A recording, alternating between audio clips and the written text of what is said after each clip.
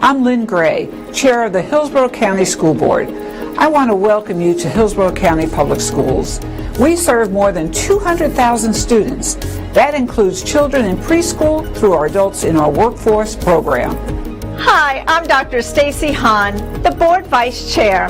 Our district is the 7th largest in America, and our team is made up of more than 24,000 people working at nearly 250 sites across the county. We are diverse and dedicated. Our board meetings are held in our board auditorium on select Tuesdays at 4 p.m. The best way to serve our students and our community is to involve you, the public, in what we do. You are welcome to email or meet with any of our board members and follow our district on social media. Board meetings are covered live by Hillsborough Schools TV on Spectrum Cable Channel 635 and Frontier Cable Channel 32. Meetings are streamed on our website at hillsboroughschools.org. Closed captioning is provided on all broadcasts, and past meetings are available in our online archives. We are interested in what the public has to say. We'll include time for audience comments before we address our business items. Our agenda and any supporting materials can be viewed online in advance. They're posted 7 days before each meeting on our website at hillsboroughschools.org. Our vision is preparing students for life, and that means all students, every day. Todos los estudiantes, todos los días. Thank you for your interest in education. With your help, we're making decisions that shape our community's future.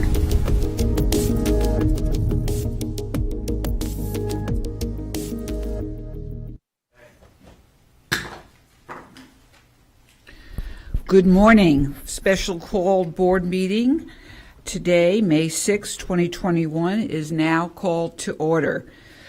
Member Hahn, will you now lead us in a moment of silence followed by the pledge? Oh, thank you, Member Gray. I'm actually going to say a blessing this morning. As we begin our meeting today, we ask for the gift of grace and balance. May we invest ourselves in our work and engage in meaningful discussions, allow us to grow closer as a group and nurture the bonds of community. We ask to have blessings over this meeting today, all those present, as well as the lives of those we will encounter afterward, and ready ourselves to make every moment count. Thank you. Pledge. Please join us for the pledge. The Pledge of Allegiance to the flag of the United States of America and to the republic for which it stands, one nation, under God, indivisible, with liberty and justice for all. Thank you, Member Hahn. And I believe we have, this month is National Mental Health Month, and I have a green band on the dais, should you want to wear that. And it's also National, and I hope it's, National Nurses Day, so we want to recognize and thank our nurses as well. The whole week. The whole week. I knew it couldn't just be a day. It's the whole week, and so well deserved. Thank you, Member Snively. I need a motion and a second to adopt the agenda. I have a motion by Member Hahn and a second by Member Combs. Any discussion? Seeing none, please vote when your lights are on.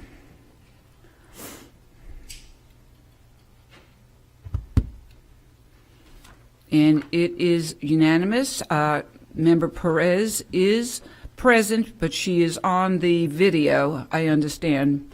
Perez is participating via Teams. Via Teams, okay. Thank you. All right, it is unanimous. Oh, I'm sorry, it didn't show up? I did, yes. Well, I am in agreement. So. Thank you, Member Hahn. I did hit the button. Okay, well, we got to get those some WD-40 in there. So at any rate, let's go ahead and we're going to have the roll call, all board members are present, and as we just shared, Member Perez is on the teams, and she is totally aware of what is going on. So let the record reflect that all board members are present either in the boardroom or by remote. And today I'd like to just read a few comments regarding the genesis of our board meeting today. And this is not only for our board members, but for our viewers. First, there is nothing more important than the fiscal integrity of our district. Mr. Corcoran asked us to present a comprehensive and timely plan to be presented to his office by May 11th, and it is my desire to make sure that plan is available prior to that date. And when I say it's the board's desire, I am positive. Since the letter was addressed to me, I've made an effort, and without success, to talk personally with Mr. Corcoran and assure him that it is the intent of our board to work together collectively and with the superintendent to make certain that our financial obligations are met and to avoid any further discussion of the necessity for a financial receivership. With that said, in a previous board retreat to this effect, we still have much work ahead. Mr. Corcoran's letter stated that the DOE has been working with the district since December, but we still do not have your formal financial recovery plan. This morning, board members, and in the days ahead, Superintendent Davis will make clear, and his financial staff, what progress has been made prior to this letter on April 22nd, 2021. Superintendent Davis, we expect today not only a framework, but concrete information to be presented to this board as soon as possible. The letter stated that your finance staff alerted the DOE that the assigned and unassigned balance was projected to be a negative $107 million as of June 30th, 2021. And then the question is that still the case? If you do not have the appropriate staff to address this critical fiscal situation, tell us what resources you need. I personally know you have 6 staff members who are working 24/7 on this plan, but they are stretched to the max due to answering scores of public record requests, which include many parts of our budget. And I want to thank them publicly because I know they're working in earnest to get this done. Also, Superintendent Davis, it would be extremely helpful to the board to have a clear picture of the impact of these cuts that have been made. What kind of revenue have they produced? I know that there has been progress during these last 2 weeks. There have already been comments from me and my colleagues that we appoint a financial oversight committee/board. I continue to strongly support this idea, but understand that such a move will be impossible prior to our current 2-week deadline. However, board members, please feel free if you would like to discuss that today.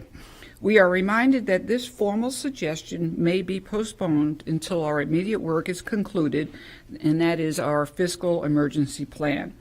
In addition, Superintendent Davis, our parents, government officials, and the public deserve transparency about this situation.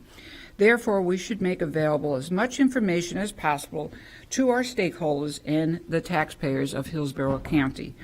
It should be presented in a manner that lay people can understand. Finally, it would also be important for your staff to present and prepare information about the tremendous needs that we have in our county and the lack of support we have suffered in the past.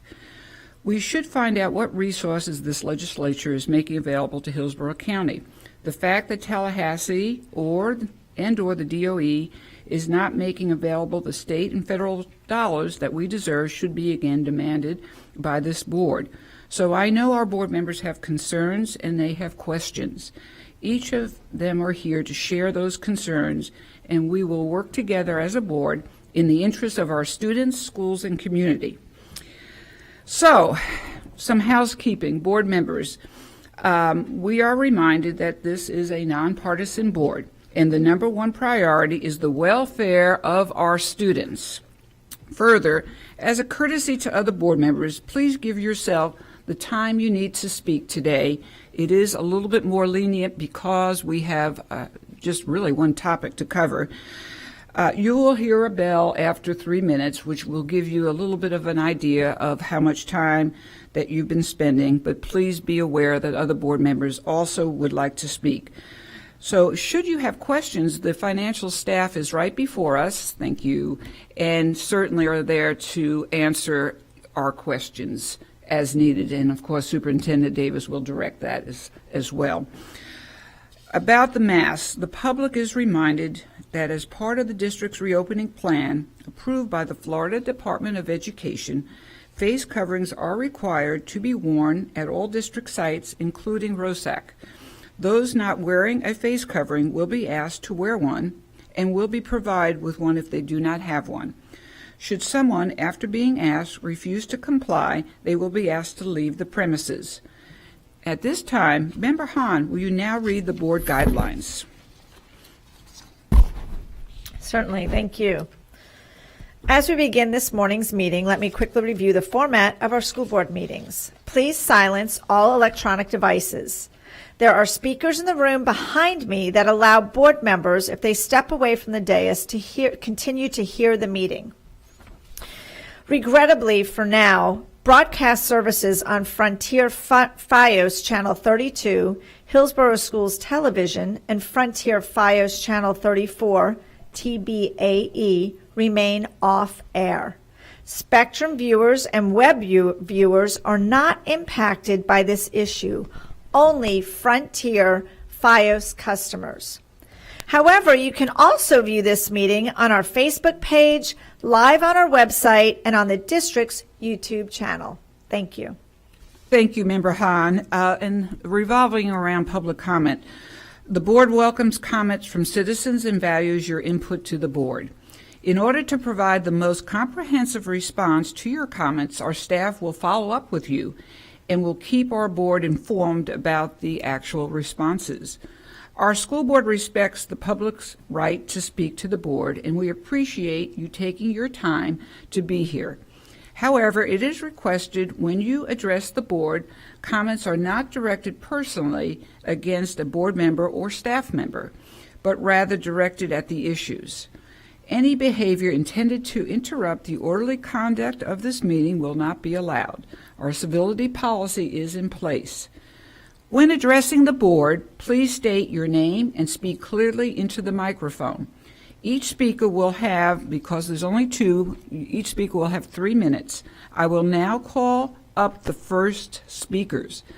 This will be Samantha Bonanno and Andrew Bratspiece.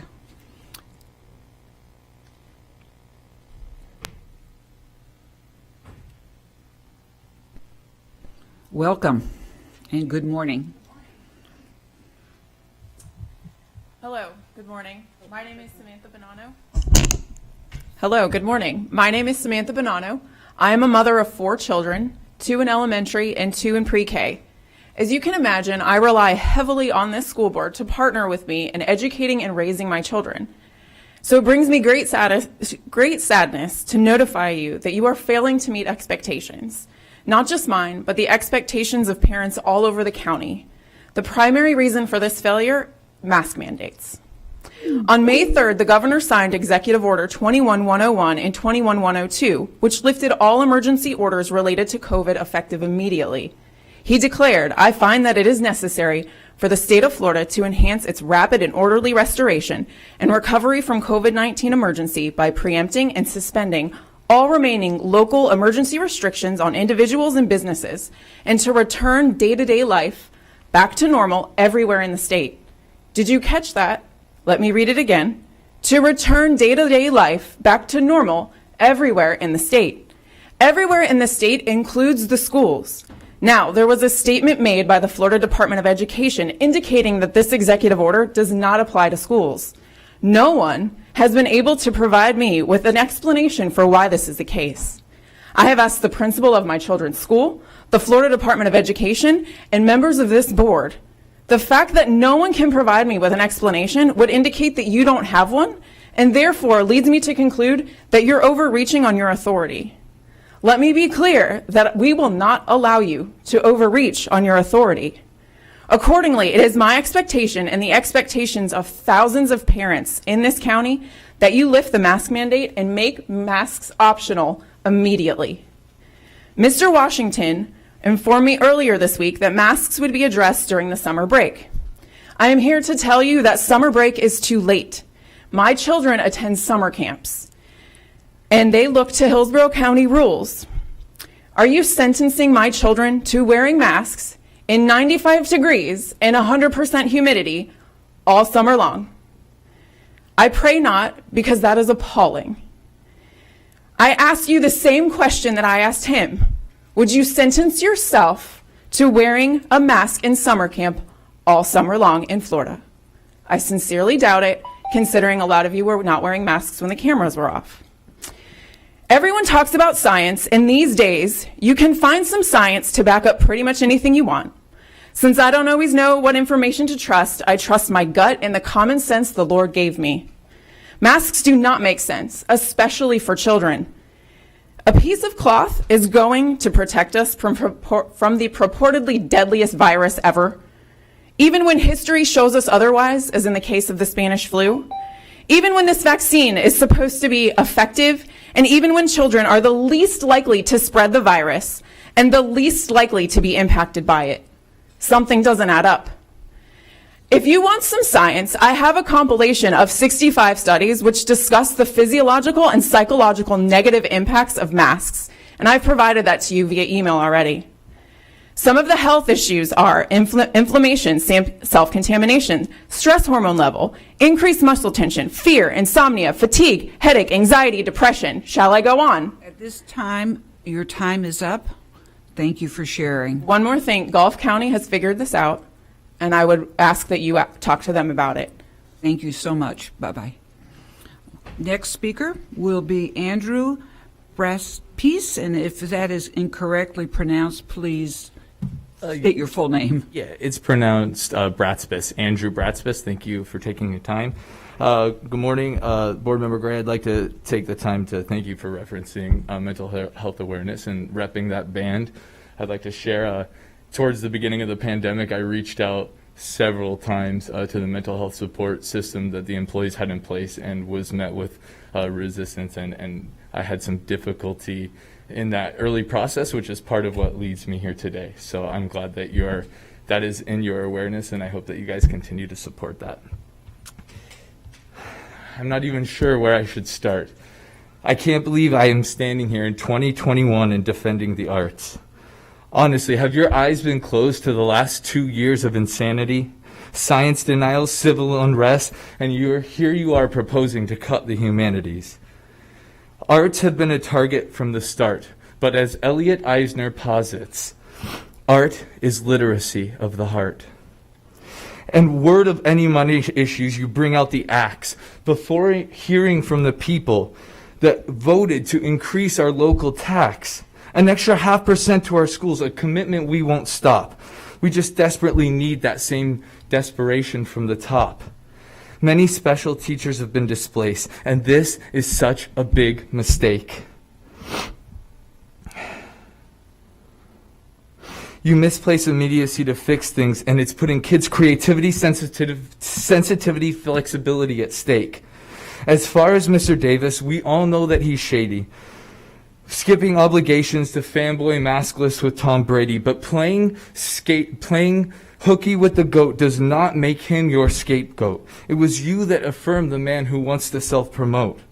As far as his improvement plan, he'll check things off the list, but that doesn't alter the culture that persists. He isn't well liked, and I'm sure it's hard to hear, but it's true. It's because he makes people feel like he's better than you. Money's an issue, one that's tough to figure out. Perhaps you should explore teacher burnout. Great teachers are leaving and need to be replaced, and those changes have significant cost. This isn't off base. Just to recruit, process, and train someone new, just take some time and write down the operative costs that come to you. I'm an example, one I'm willing to share, about the responsibility I felt that wasn't necessarily fair. But it's not about what's fair that I want you to see. Just saying, look at what you've invested in me. Multiple leadership trainings through Eckerd and new Teacher Center 2. Final thought. 2 summers of Tech Institute, just to name a few. Highly effective each year and Teacher of the Year. Yet I left education out of frustration and fear. With me alone, you've got hundreds and Your thousands time is now up. in the game, but I wasn't burnt out. I was burned out, and you all are the flame. Thank you so much. Board members, re-adjourning our agenda. I need a motion and a second to approve the consent agenda. I have a motion by Member Washington and a second by Member Snively. Please vote when your lights appear. Oh, yeah.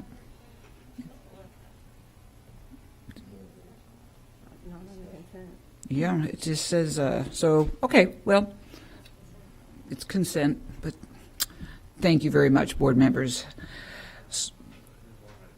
Oh, Board Member Vaughn?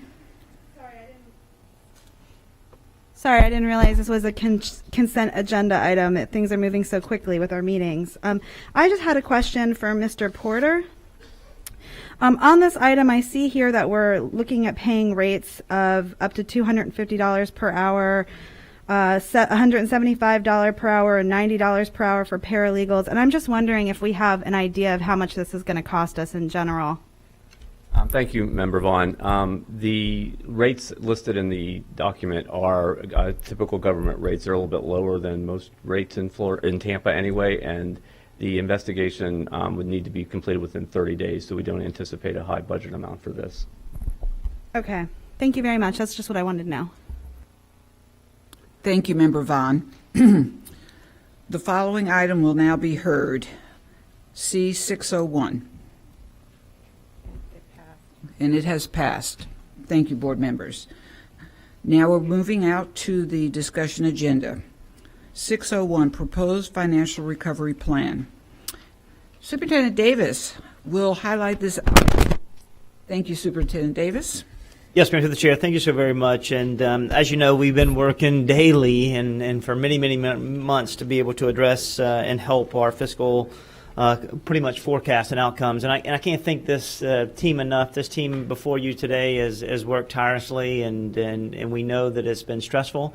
But we appreciate what you have done every single day to really help us regain some type of financial footing in this process. But today we'll be able to overarchingly talk about where we are related to our corrective action plan, show you, the overall expenditures related to a 2% threshold versus a 3% threshold, and what strategies we may have to be able to implement with getting the guidance from the overarching, from the board, so we can be able to move forward collectively. And we know that we have a meeting scheduled for next week on May 11th, and that will be our final meeting to be able to finalize whatever and submit the plan ready for the Department of Education per the Commissioner's request.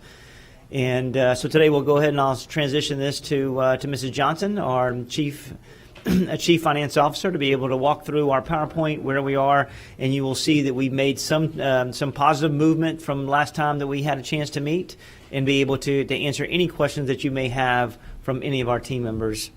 Ms. Johnson. Good morning, board members, board member chair, and superintendent. We'll be going over the financial update for the Florida Department of Education. So this is going to look like a repeat of our last meeting. So the agenda item is the proposed timeline for financial correction action plan, financial status update, fiscal year 2021 correction action plan, and feedback and questions. So the proposed timeline for our plan, received the letter April the 15th, received a letter from the Florida Department of Education. April the 26th to May the 3rd, finalized proposed action plan for fiscal year 2021. April 27th, we met with the school board to discuss action plan deliverables. May 3rd, leadership meets with superintendent to review final proposal, proposed 2-year action plan sent to school board for review. And here we are, May the 6th. Meet with the school board to obtain insight and direction on financial plan. May the 6th through the 8th, leadership team make modification to the financial plan per board direction. May the 8th, final proposed 2-year action plan sent to school board for review. May the 11th is a special board meeting to approve 2-year correction action plan. And also, 2-year correction plan is going to be submitted to the Department of Education. So we're going to review the current financial status, projected cash flow, and projected fund balance. And I'm going to slow down for everyone here so we can go through these financial reports. We given a snapshot. We start with March actuals. Then we got April actuals. Last time April was actuals / forecast. And we got May forecast and June forecast. And then we just threw in July forecast also. As you can see, we projected the total cash receipt that we've seen for, as you can look, for March was $109 million. April was $123 million.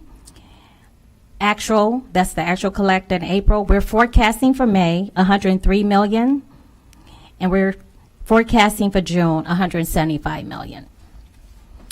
So we're going to go to just deal with May forecast, because May we forecasting $103 million, and we're spending $173 million. So we have a total net cash flow deficit of $69.9 million. Our beginning cash balance in May is $184 million. So that net cash deficit of $69.9 give us an ending cash flow balance of $114.5 million.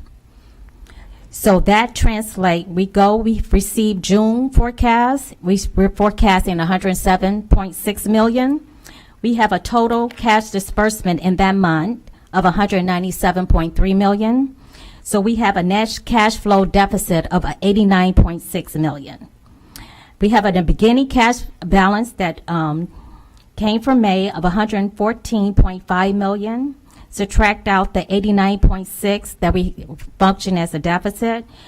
We have a cash flow of $20.9 million. So this is cash flow projections. This is money that we have in the bank. We're projecting in the bank.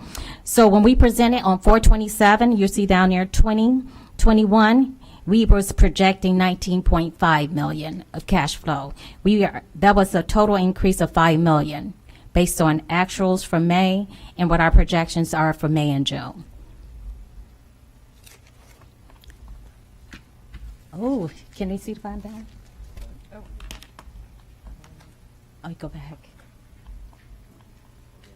Okay. Oh, I don't know if anybody could see that back in the audience, but the fund balance is different. Fund balance is what it takes for us. It's not actual, all of it's not cash. We just preview the cash flow. We're talking about fund balance now. Now, in our fund balance, we did the same months. We have actual for March, actual for April, forecast for May, and forecast for June. So I'll start with the May forecast, because April actual, our ending fund balance is $166.1 million. Can everyone see that? Everyone following me? Okay. Now I'm going to go to May. We're forecasting, and we remove charter schools because charter school is a pass-through. We remove their revenue, and we also deduct their expenditures. So we're just looking at the revenue based on expenditures for Harrisburg County Public Schools. In May, we're projecting revenues of $67.3 million. We're showing in May also we're spending a total expenditure of $132.8 million. So we have a financial deficit in May of $65.5, beginning fund balance of $161.1 million. Financial position, we're overspending by $65.5. We reduced that. So our ending fund balance in May is $100.6 million. So that goes over to June. So our June, we're showing that we receive in revenue of $67.3. That's our projection for June. Our total expenditure for June is $136.8 million. So we're having an operational deficit in that month too of $69.5 million. Our total beginning fund balance is $100.6 minus the $69.5. We're showing an ending fund balance currently, and these are projected fund balance, and they're subject to change because revenue and resources change, and our projection will change based on that happening, of 31.0 million. So when we produced this report before, in just a couple days ago, in April 27, as you can see, the budget is floored. We was at 25.3, so we're up our fund balance, our projection, by 5.7 million. And we're going to be continue monitoring and ensure that we account for all the expenditures and making reductions as we see fit, because these are projections, and projections are subject to change. As soon as we produce this report, something didn't happen behind the scenes that we're not reporting here, that we will that change these numbers in the future.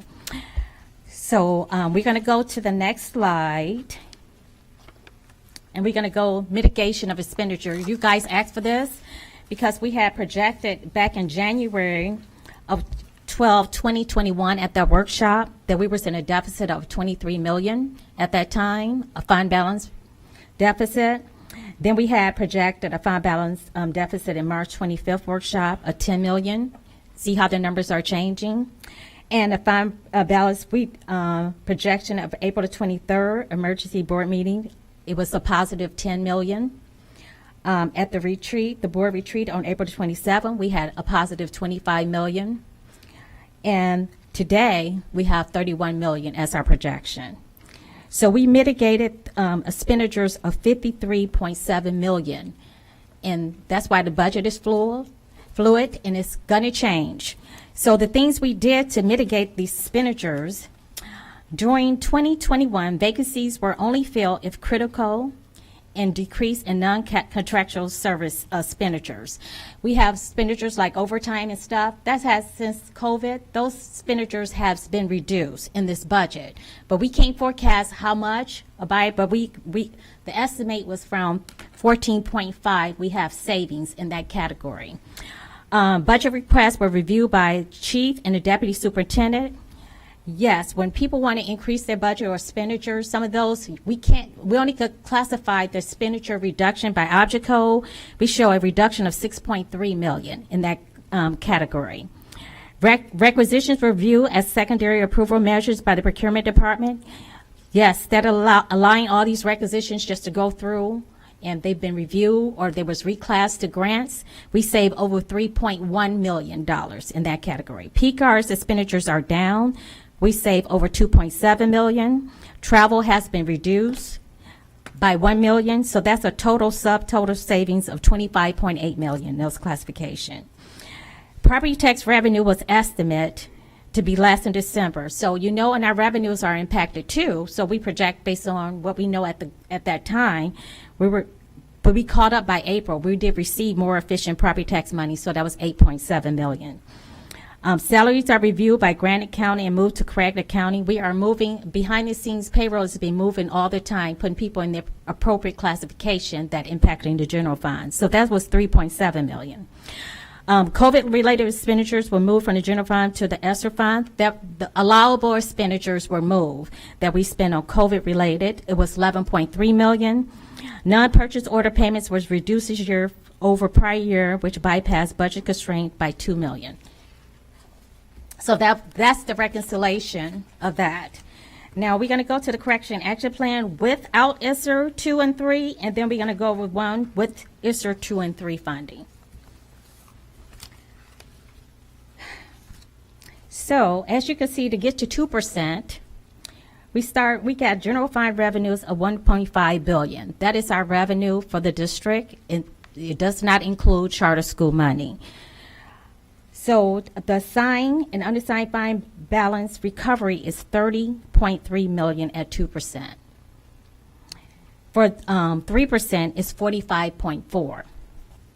So we got to have a restricted fund balance of at least 35 million. And an unrestricted is the 30.3, the 2%, will equal targeted fund balance we need to have is 65.3 for 2%. For the 3%, we always have to have restricted fund balance of at least 35 million. Unrestricted is the 45.4 at 3%, and our target fund balance is 80.4 million. Is everyone following? Okay. So we go to the next page. So as we've been going through this report, and the fund balance we know is 31.1 million, we have to get to, these are the things the strategy we have to correct the fund balance. We have transfer e-learning salaries to ESSER 1 is 7.7 million for both. We're doing the 2% and 3% at the same time. Transfer expenditure to IDA, 3 million.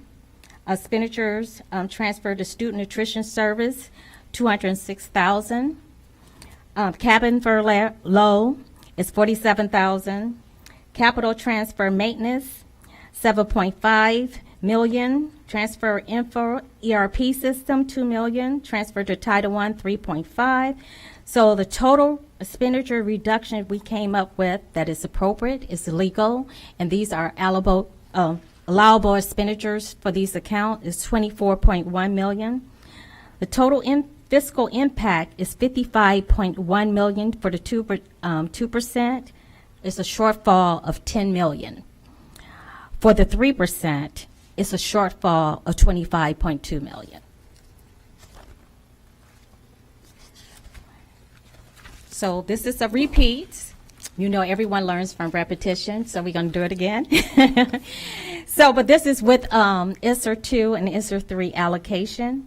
So the general fund is still at 1.5.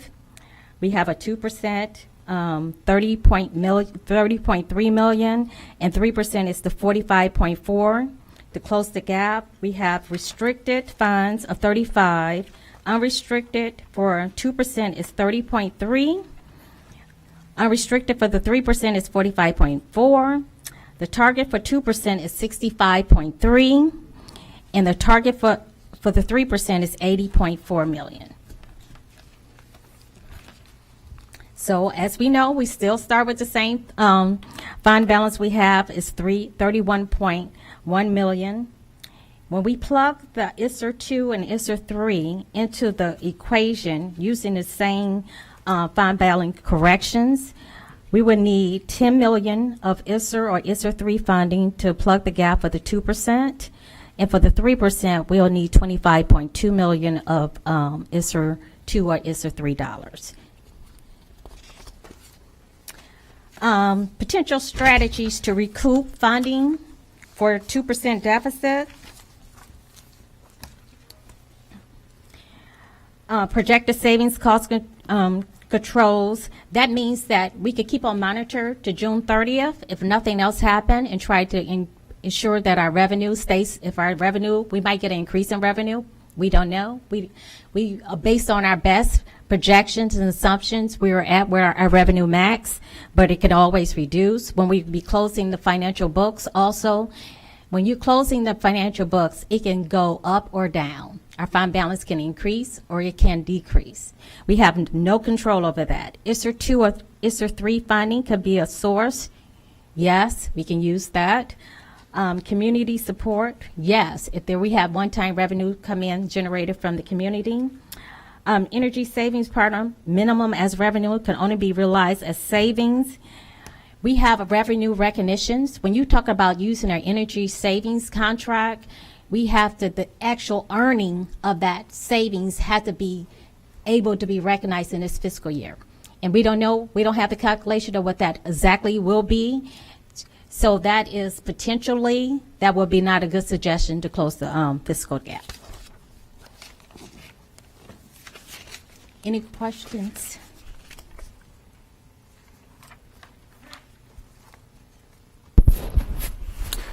Thank you, Ro Johnson. Excellent job, simplified, and easy for us to discern. There will be questions from the board, and we'll begin right now.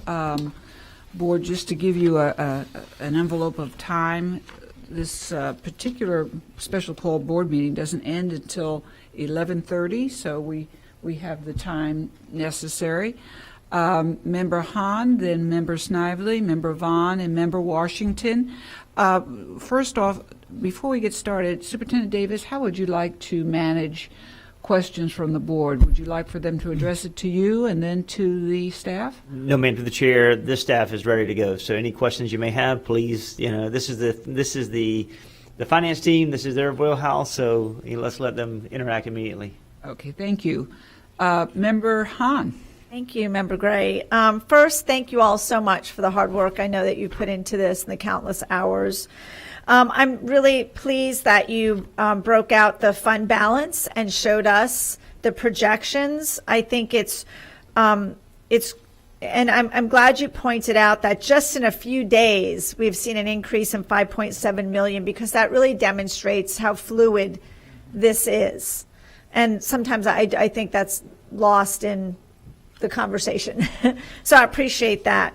And my question is, if you, whether you're looking at and maybe I'm missing it, the recovery plan with or without ESSERS, where is the projection for the recaptured revenue from the workforce decrease that we just went through? I know it takes a good year to recapture that, but... Yeah, they would be in our projection for this fiscal year. Okay, but they're not projected on here yet, as of yet. No. Okay, then my other, something else, oh, I'm sorry.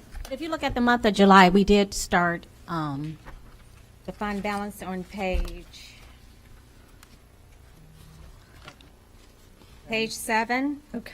We start putting the forecast in the numbers for next I'm sorry, can you repeat that? I just found. Fiscal year 2022. Yes. Yeah, we start projecting that, recouping those costs for next fiscal year. Okay, but it's not necessarily a line. Oh, salaries, I see. It'd be in salaries. Okay, so we start seeing that builds up. That would really be okay, perfect. Thank you. I appreciate you pointing that out. Yes, ma'am, Dr. Hahn, just a reminder that any of the actions that we take this year as far as reduction in staffing or allocations, it takes a year to recapture that payroll. So you're talking about the 22 school year, yes, in which we'll actually realize those savings. Yes, sir. I appreciate that.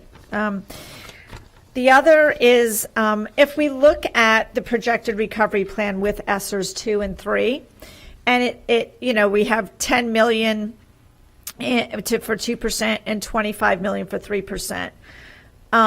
We still need to, and I'm saying this for the benefit of the public as well, we still need to, this is not reoccurring revenue. So we still need a plan to demonstrate how we're going to recapture.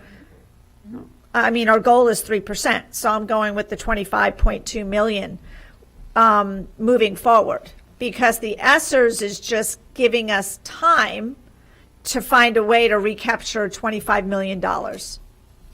So is that embedded in the plan that you gave us to recapture that long term, or is that going to be another plan that we have to, like right now the plan seems to be focused on the going through 2022.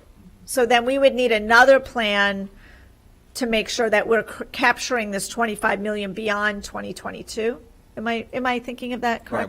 When you look at page 13, the $10.1 million to get to 2%. I know you said 25.2 to get. Oh, I'm looking at 3%. That's my 3%. overall goal. So you're looking at 25. Keep in mind, we still have the rest of May. We still have the remainder of June for the cost reduction strategies to happen. Okay. Also, there are also non-recurring COVID-related expenses that will be eligible for reclass. We will not know that until we close the books on June 30th, and we can reclass non-recurring COVID-related expenses from general to ESSER 2. So when you look at page 13, for us, plugging the gap is with ESSER 2, ESSER 3 on legally reclassable expenses. Yeah, I think I want to be really clear that the ESSERS money is this Band-Aid that is not reoccurring, but it will give us the time that we so desperately need to be able to put in place some of these strategies and see the reoccurring revenue start to come in and build up our fund balance. So I just wanted that to be clear. And hopefully, I know that we need to keep a really close eye on enrollment come fall. we all have heard and read in the paper. We hear there's so many families on a daily basis, almost 2,000 families a day moving to Hillsborough County. So hopefully we'll start seeing an increase in FTE that will also outpace our predictions. So thank you. Thank you, Member Hahn. Member Snively, followed by Member Vaughn. Just noting also that Member Perez will follow Member Combs, and then I'll have a few questions. Member Snively? Thank you, Madam Chair, and thank you, Superintendent and your team for putting this together. I had a couple of questions on page 8. This was from the previous meeting or workshop or retreat or whatever we called it at the ISC. I had asked a little bit about the mitigation of expenditures, and I'm still not completely clear on the right side. There's not a whole lot of detail around the mitigation of these, and I just wanted clarification first if these are projections or actual realized savings. So, because, for example, what does it mean travel has been reduced over the past 2 fiscal years? Is that a projection based on mitigation of travel expenses, or is that actual? That's actuals. That's actual over. Actual savings. Yes. That's actual savings. So that's money that we have right now because we didn't spend $1 million and over $1 million in travel expenses, and so are you saying that we're going to continue the same mitigation moving forward to reduce the travel expenditures by approximately, would that be $500,000 a year if this was from a 2-year period? Correct. Okay, and so I would really love to get a little bit more detail around some of these mitigation strategies.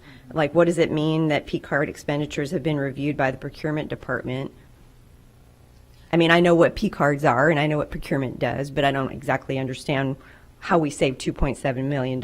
So I'm not saying you have to get that to me like this minute, but I'm just saying I would like, and I think the board might like a little more detail around some of these, because these are obviously positive for our revenue moving forward, but there's not a whole lot of detail around it. And a big one, property tax revenue was estimated to be less in December but caught up by April. That doesn't mean anything to me without any numbers next to it. So I mean, that's great if we are realizing an $8.7 million increase over what we projected. Is that what that means? Yes, that's definitely, for the property tax dollars, that's over what we projected. If you remember in December, the restrictions on homeowners lessened. Oh, yeah. And so we weren't sure we were going to collect, we weren't sure what percentage of collections we were going to obtain. In that particular case, that definitely affected our projections because we had to decrease the estimated revenue, which decreased fund balance. Okay. So explanations in a little more detail like that, I think would be helpful for board members to understand. Address the P-card. Sure. You'd like to. When superintendent put in the spending freeze in January, Mm-hmm. we required chief approval for all orders. So if an order, a request for an order came through without approval, they didn't place it. So this amount is the amount decreased from the same time period last year when approvals were not needed. That's the kind of explanation that I think we'd like to see in here, so that we don't have to ask for every single one and you have to explain it in detail here, right? So that I think that would help board members wrap their heads around how these mitigation strategies work exactly, and if there are any other mitigation strategies. Have we also reached out to pretty much everyone in our enterprise should have the opportunity to give feedback on ways that they can be responsible or accountable for helping to reduce expenditures in our operation. So I don't know if you've already reached out to everyone, because people like to feel like they're part of solving the problem, right? It's not just one division that should be responsible for mitigation of expenditures. It's the whole enterprise. And so I'm hoping if you have, or if you will, let everyone have an opportunity to give you ideas on how they, as part of our entire team in this district, can have a say in ideas of mitigating expenditures. When people feel like they are part of the solution, they're much more likely to embrace the change, buy into it, and move forward with that mindset of, I understand where we are, and I'm going to do my part to make sure that, for example, board travel expenditures. I haven't had any reimbursement of it. My travel, I spent all my travel dollars out of my pocket, my personal checking account. I don't put in for anything for travel expenditures or reimbursement. That's my way of being a part of the solution. It's small, it probably doesn't amount to a whole lot, but I think it means, that people can be, if they want to be part of the team and do what they can do, then they should have the opportunity to do that. So, okay, that's my piece. I'll get back in the queue. Thank you, Member Snively. Member Vaughn, followed by Member Washington. Thank you, Madam Chair. I have a lot of questions. Starting on page 6, I just want to make sure, one, I'm understanding this correctly, and two, that the public also understands this correctly. So on page 6, since it's our monthly cash flow, and as of June, even though we are not able to completely pay everything by $89 million, we will have a positive cash flow of $24 million, meaning that we'll be able to make payroll that month and we don't have an issue with that? Yes, that's what payroll included in the month of June. Okay, because I know at one point, one of the triggers that we were concerned about the state takeover was payroll. Based on this, and I know that these numbers can change, what you're saying is that's no longer a threat. So the only threat that we have right now that might trigger a state takeover is the general fund. Fund balance. Okay, thank you. I just wanted to clarify that on page 6. So then we go to page 7. I appreciate that you've taken out the charter school pass-through because that is very confusing and overflates our budget. But I want to know, how much did we take out? How much is for let's say the month of June? What is the pass-through? How much is coming through our budget and going through charter schools for that month?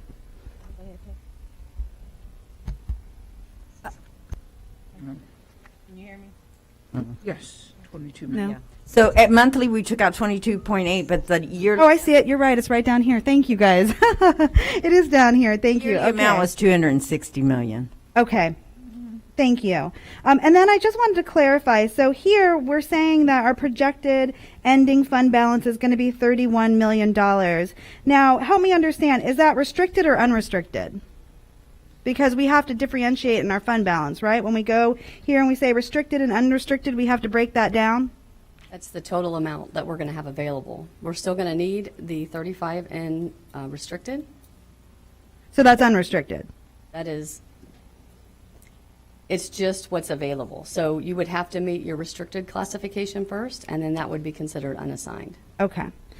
And then the next question is, so we've talked about the numbers, and based on this, the amount that right now that we would need based on this is 49 million around. Is that right? If we want to do 3%, sorry, as Dr. Hahn said, we're looking at 3%. That's all what I'm focused on, not the 2%. So for 3% right now, what we would need is $49 million. Is that correct? 45. 45. Okay. And then if you go to page 8. I'm just trying to understand this mitigation of expenses and how we've recouped it monthly, because I think that kind of goes along with Member Snively's. And I'm running out of time, and I have to get back in this queue. Member Snively's question is: so from January to March, did we save with our interventions here about $22 million? Is that right? We didn't break it down by monthly. We actually looked at the first projection of $23 million deficit, and then we tried to reconcile that all the way through to the current $31 million fund balance estimate. Okay, but you have the numbers here. 23 million is what we talked about in January, but then we went to March 25th, and we were looking at a deficit of 10 million. So between those two, We say 13 million. 13 million. Okay. So from January to March, we estimated a $13 million savings with our cost restrictions. From March to April, what was the estimate there? 20 million. And then from just in a few weeks, from that April 23rd to that April 27, what was the savings? 15. And then, so how was there such a massive jump in that week specifically? I know that we're putting over here on the right-hand side some of the things, but what contributed to that massive in a week $15 million projected saving jump? Again, we did not break it down and reconcile it by month. We went to the very first projection to identify what could have caused changes in our projections all the way through the current projection. Okay, so I don't have an answer for that. All right, thank you. And then I do have one last question, but I'll get back, or well, a few last questions, but I'll get back in the queue. Thank you. Thank you, Member Vaughn. Member Combs, followed by Member Perez. Oh, Member Washington, I'm sorry. Okay, thank you, Madam Chair. Quick questions here. Have we made any projections for the school year reopening, coming back to brick and mortar, as far as FTE money, students coming back? I guess.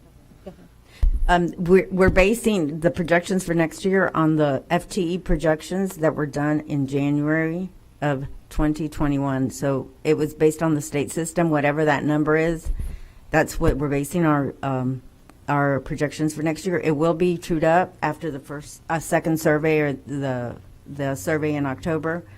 The 20-day count? Yeah. Yes, sir. Well, yes. Yeah. So then we'll true that up, and again at the third calculation. So as the FTE changes, if we're not reduced statewide, we'll see an increase if we increase. Okay, good. Next question. I have on page 11, we're saying this the fund balance is projected recovery without the ELSA. So if we don't get the ELSA, what happened to the 2%? How do we get the 2%? We're hoping we could keep on monitoring our expenditures. Like we had that vast jump in change in a couple of days. Hopefully that our expenditures will be reduced in time, or we get some increase in revenue that will offset that $10 million deficit that we're projecting now. Okay. The next question here. Did we have miscellaneous in here too? Because is this counted as monies lost? Because we don't know when we talk about miscellaneous. I mean, I think we should be more specific when we are talking about that, because I don't see anything in here pertaining to miscellaneous. And I think the question is, if I'm not mistaken, is what miscellaneous revenue is composed of? Is that what? That's exactly. Okay, so there's miscellaneous state revenue, and that's composed of all miscellaneous state grants, like the school health grant is miscellaneous state. Florida Work Experience Program grant is miscellaneous state. There's other state grants in that category. Miscellaneous local, which I know is a question at every board meeting. That's composed of like indirect costs from the grants. That's revenue to the general fund. Reimbursements from school internal accounts for any expenditures they incur. They send revenue to the district. We invoice them. There's local grants. There's student liability insurance fees, pre-employment screening fees, athletic game receipts, school concurrency fees, scrap sales, driver's ed fees, and any other fee-based and local programs is captured in that miscellaneous local. Okay, good. I think we need to make that public so people know, because that's what makes mistrust, because sometimes they say, well, you have miscellaneous, you don't know where you're spending the monies at. So I think it's important to have that. So I like the way we're doing it. You guys are doing a great job. I think we need to do this every board meeting, at least every board meeting, so we'll know where monies are going to. And I like the way we are itemizing so you can see line by line, because if I'm home in my house and money is missing, I need to know where the money went to. So I think you guys are doing a great job. Keep it up. There's some things we need to correct in order to move on. Okay? Thank you. Appreciate it. Thank you, Member Washington, and that's echoed as well, just keeping this all very fluid and transparent at all times. Following, let's see, Member Washington will be Member Combs, then Member Perez. Good morning, everyone. Thank you again, Ms. Johnson, Ms. Garcia, Ms. Heaton, and the rest of the staff for all your hard work. Just a couple questions. As we're looking, and I know this does not directly impact the fund budget, but is there an opportunity to get our energy savings partner here to talk about how we can generate that revenue? I mean, why haven't we done that, and when can we do that, and what type of money do you think that will bring into the district if we need that? I can start it. I'm going to let Mr. Farkas answer. If you get a microphone, Chris. We have been in contact with our energy services partner over the year. Our primary strategy with the energy services partner originally was in case to avert an active payroll crisis. We knew there were different accounting standards involved, and we follow the GASB standards and compliance. That's what we're audited by. So the information that we provided so far was about being able to realize the savings in the existing year, and future savings is actually a liability. It's deferred revenue is actually considered a liability according to GSBA. But I'll let Mr. Farkas, he's been in contact with him as well as I have, and he can speak to the potential cost if we were to go down that road. Again, that was an active payroll strategy, not necessarily a general fund balance strategy here. Thank you, Dr. Kemp. There's a couple things that are in play, and we've generalized. We could probably do a whole workshop on the Generate contract and what the different facets are to that contract. We referenced it a lot about energy savings. Part of what they talked about was actually the operational savings as well. So it's not just we spent about $100 million between capital and general funds on operational savings, on operation costs, I should say, excuse me. And their plan was to save that. I defer the auditing question to business. That's their role, is to make sure that whether it can be counted as revenue or not. I want to be part of those conversations based on the conversations that I have with Generate and Dr. Kemp, but I rely on whether that can be revenue or not 100% in Roe Johnson and Dr. Kemp and the business department's group. They always have been a partner and will continue to be a partner. As you all know, we have a 25-year contract with them. So there are many benefits that we see, but my side is the actual implementation side of that. The whether it can be counted as a revenue or not is 100% in business, and so I rely on their feedback on that part of it too. So just don't want to speak about things that are outside of my lane, but want to make sure I say that is most assuredly something that Dr. Kemp has covered with Ms. Johnson. As far as GASB standard is called revenue recognition, we cannot recognize revenue until it's earned or is realized. If we go and recognize any revenue, it becomes deferred revenue before it's earned or realized, because we are on the modified accrual accounting. So we can't. It becomes a liability on our statement. It does not help the fund balance as a whole as far as that source of revenue. Okay, and hopefully we could have a workshop on that so we can look at that and see how we could maybe possibly, Yes. I just want to remind everybody, I think when we originally talked about Generate, it was to bring cash so that we would meet our payroll, and at this point in time, we've actually got the cash through the end of the year to meet our payroll.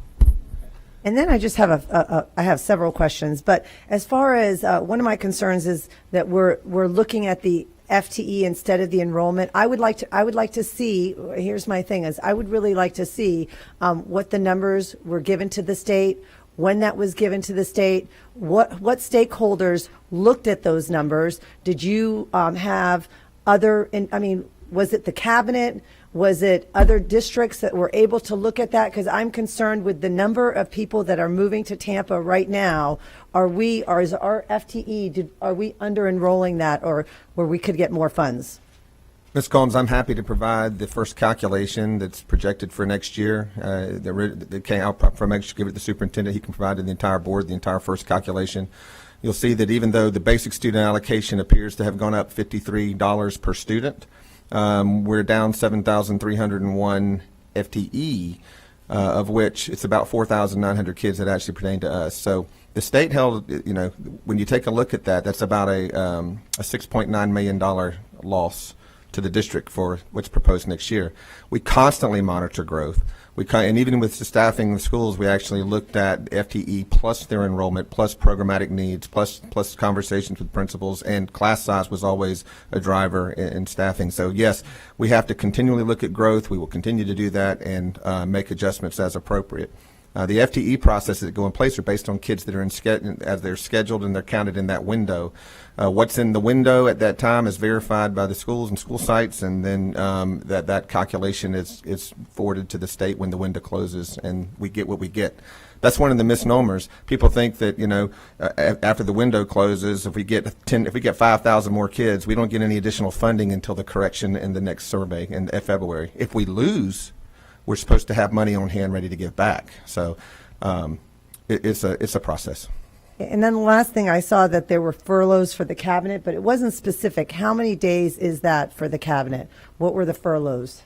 Yes, ma'am, to the chair. The 4 days was the 4 days that we talked about for the summer. So it'd be 4 days for the furlough for the cabinet. I informed principals and yesterday that they will not be furloughed this year. And also talked about, once we get ESSER, that we were forecast not to furlough them or assistant principals or any administrator for the following year, because ESSER would be able to help us with that process. And we worked this entire year to put mitigation strategies in place to be able to get us to a point where we're in a better situation for 21, 22 financially. And all of the position deletions that we've made this year, that would allow us to kind of get close as we can to be able to make sure we have the necessary fund balance to meet the threshold. Okay, and I'll get back in the queue because I have a couple more questions. Thank you. Thank you, Member Combs. And I'm just wondering, Mr. Farkas, Superintendent Davis, if we shouldn't have the one-on-ones with Generate the background, because I know Member Snively and myself and maybe Member Hahn had an enormous amount of background, and the new board members were not privy to that. So I think that would be a very good suggestion. And then Member Combs, Member Washington as well. Member Combs, if after the one-on-one, if you still feel a workshop is needed, we'll look for consensus on that.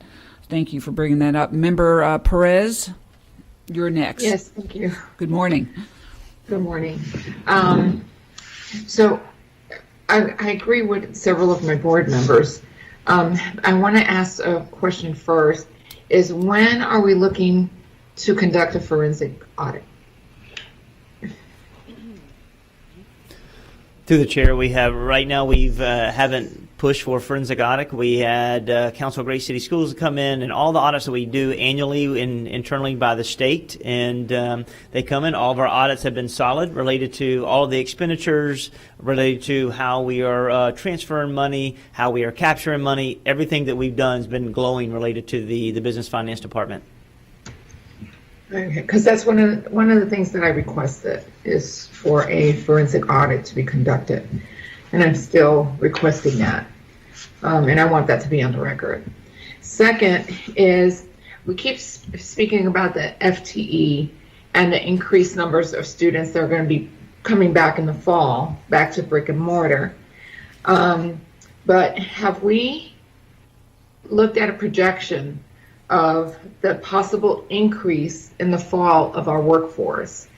I know that we've let go of several of our teachers, and looking at the class sizes, but have we considered the fact that many of our students will be coming back to brick and mortar in the fall, and what that's going to look like for our classrooms, their class sizes, and have we projected out for that? I didn't see that in any of the information that you provided us. Yes, ma'am. Through the chair, I'll start and then I'll let the team kind of transition. When we looked at the overall models from the state, we selected a model we believed that fit Hillsborough County. And as it relates to what we've done for our position control for during this year for next year, we're going to talk about all the cuts. We really didn't cut. We cut 40 temporary teachers in the fall, and then we cut 95 teachers that in the spring for next year. So a total of around 130 plus individuals that have been cut, and know that one's too many. The good thing is, of the 95 that we understand that we will not need them in a pool. we will have to wait until May 13th and 14th when that transfer period is over. And then we're going to work with them to find a potential position within the organization based on need. And we're going to work immediately to see if we can find a match and a fit for them to have an opportunity to earn a certificate to be able to keep them under our umbrella. We also went back. April 30th was the additional drop for FTE for next year, so we adjusted positions because originally we were cutting 1,600 positions. That number went down to around 926 positions. And then after April 30th, we made an additional adjustment and gave back over 130 positions to our schools based on FTE and looking at a 3-year past historical enrollment to make certain that when they're starting to open school, that they do have sufficient individuals within their organization, within their structure and their staff. We will be watching master schedule enrollment every day within the summer, and we won't wait until the 20-day count if we see there's going to be a class size that's over.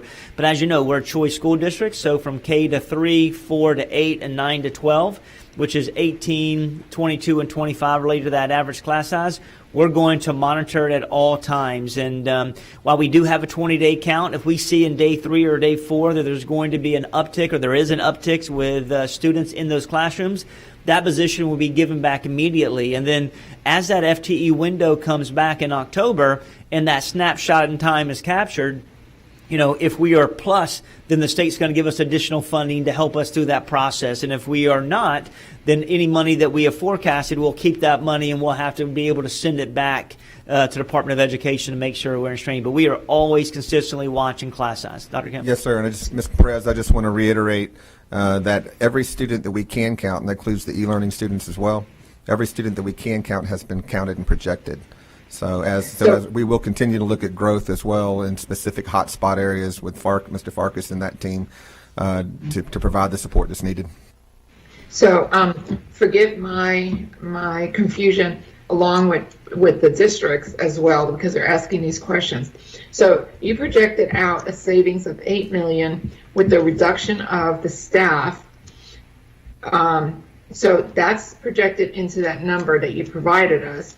But if you have to bring back that staff, then that $8 million is not savings. It'll end up coming back as a debt. So can you explain that for myself and also for everyone listening? How does that balance out? Yeah.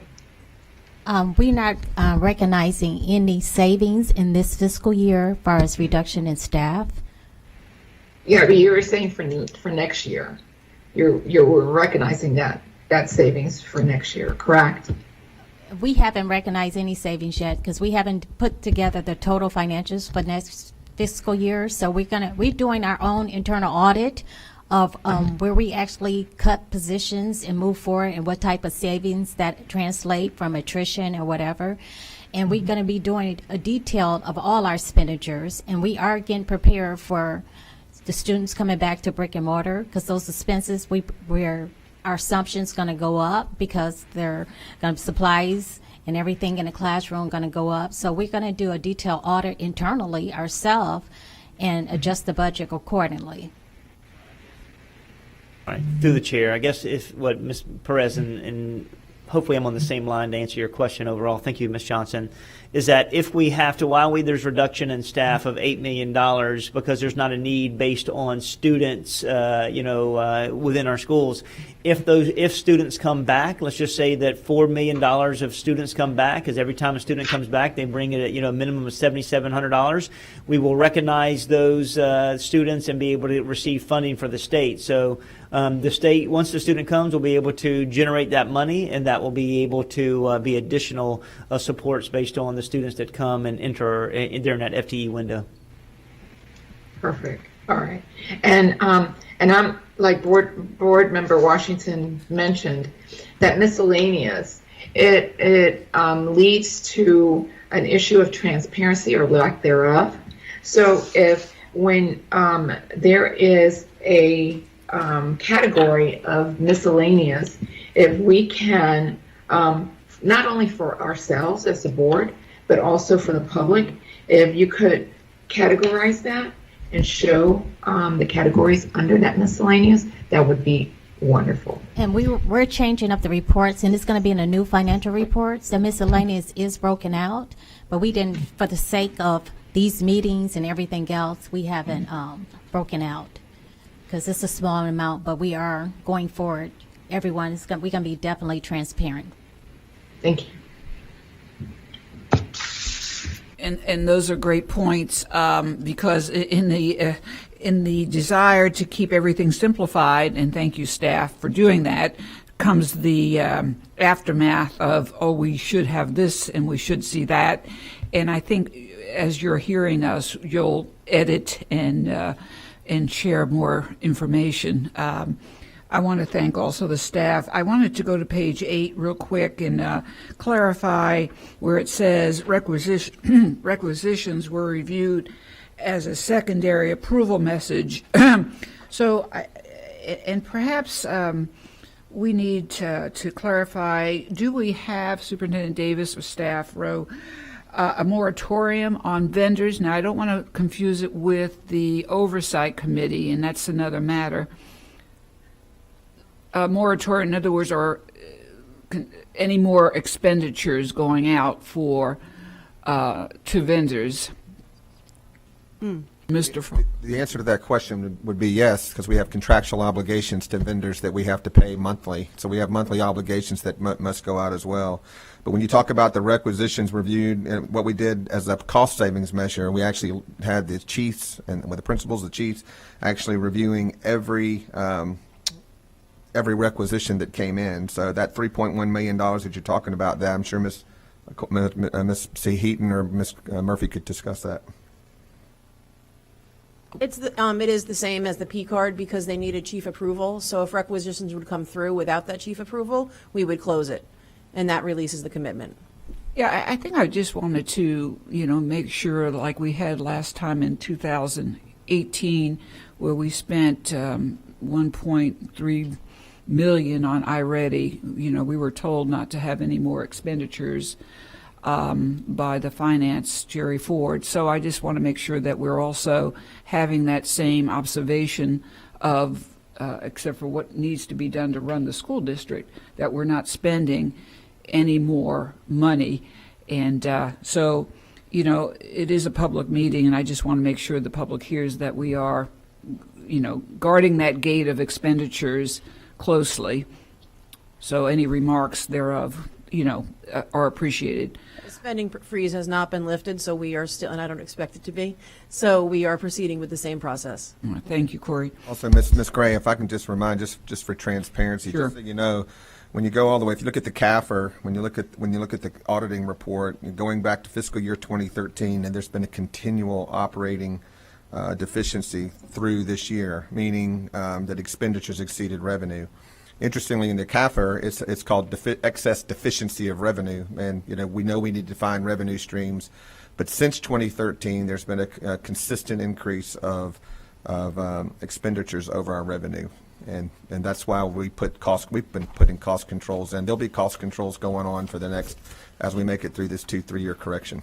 Okay, well, thank you. Thank you for those remarks. My second question on page 13, when we mentioned the fact that we're 10 million away from the 2% agreeable, we should go for the 3% fund balance. But how, we see, and Ro, you put this into the actual writings, where there is support, public support. Hold on just a second. Page 13.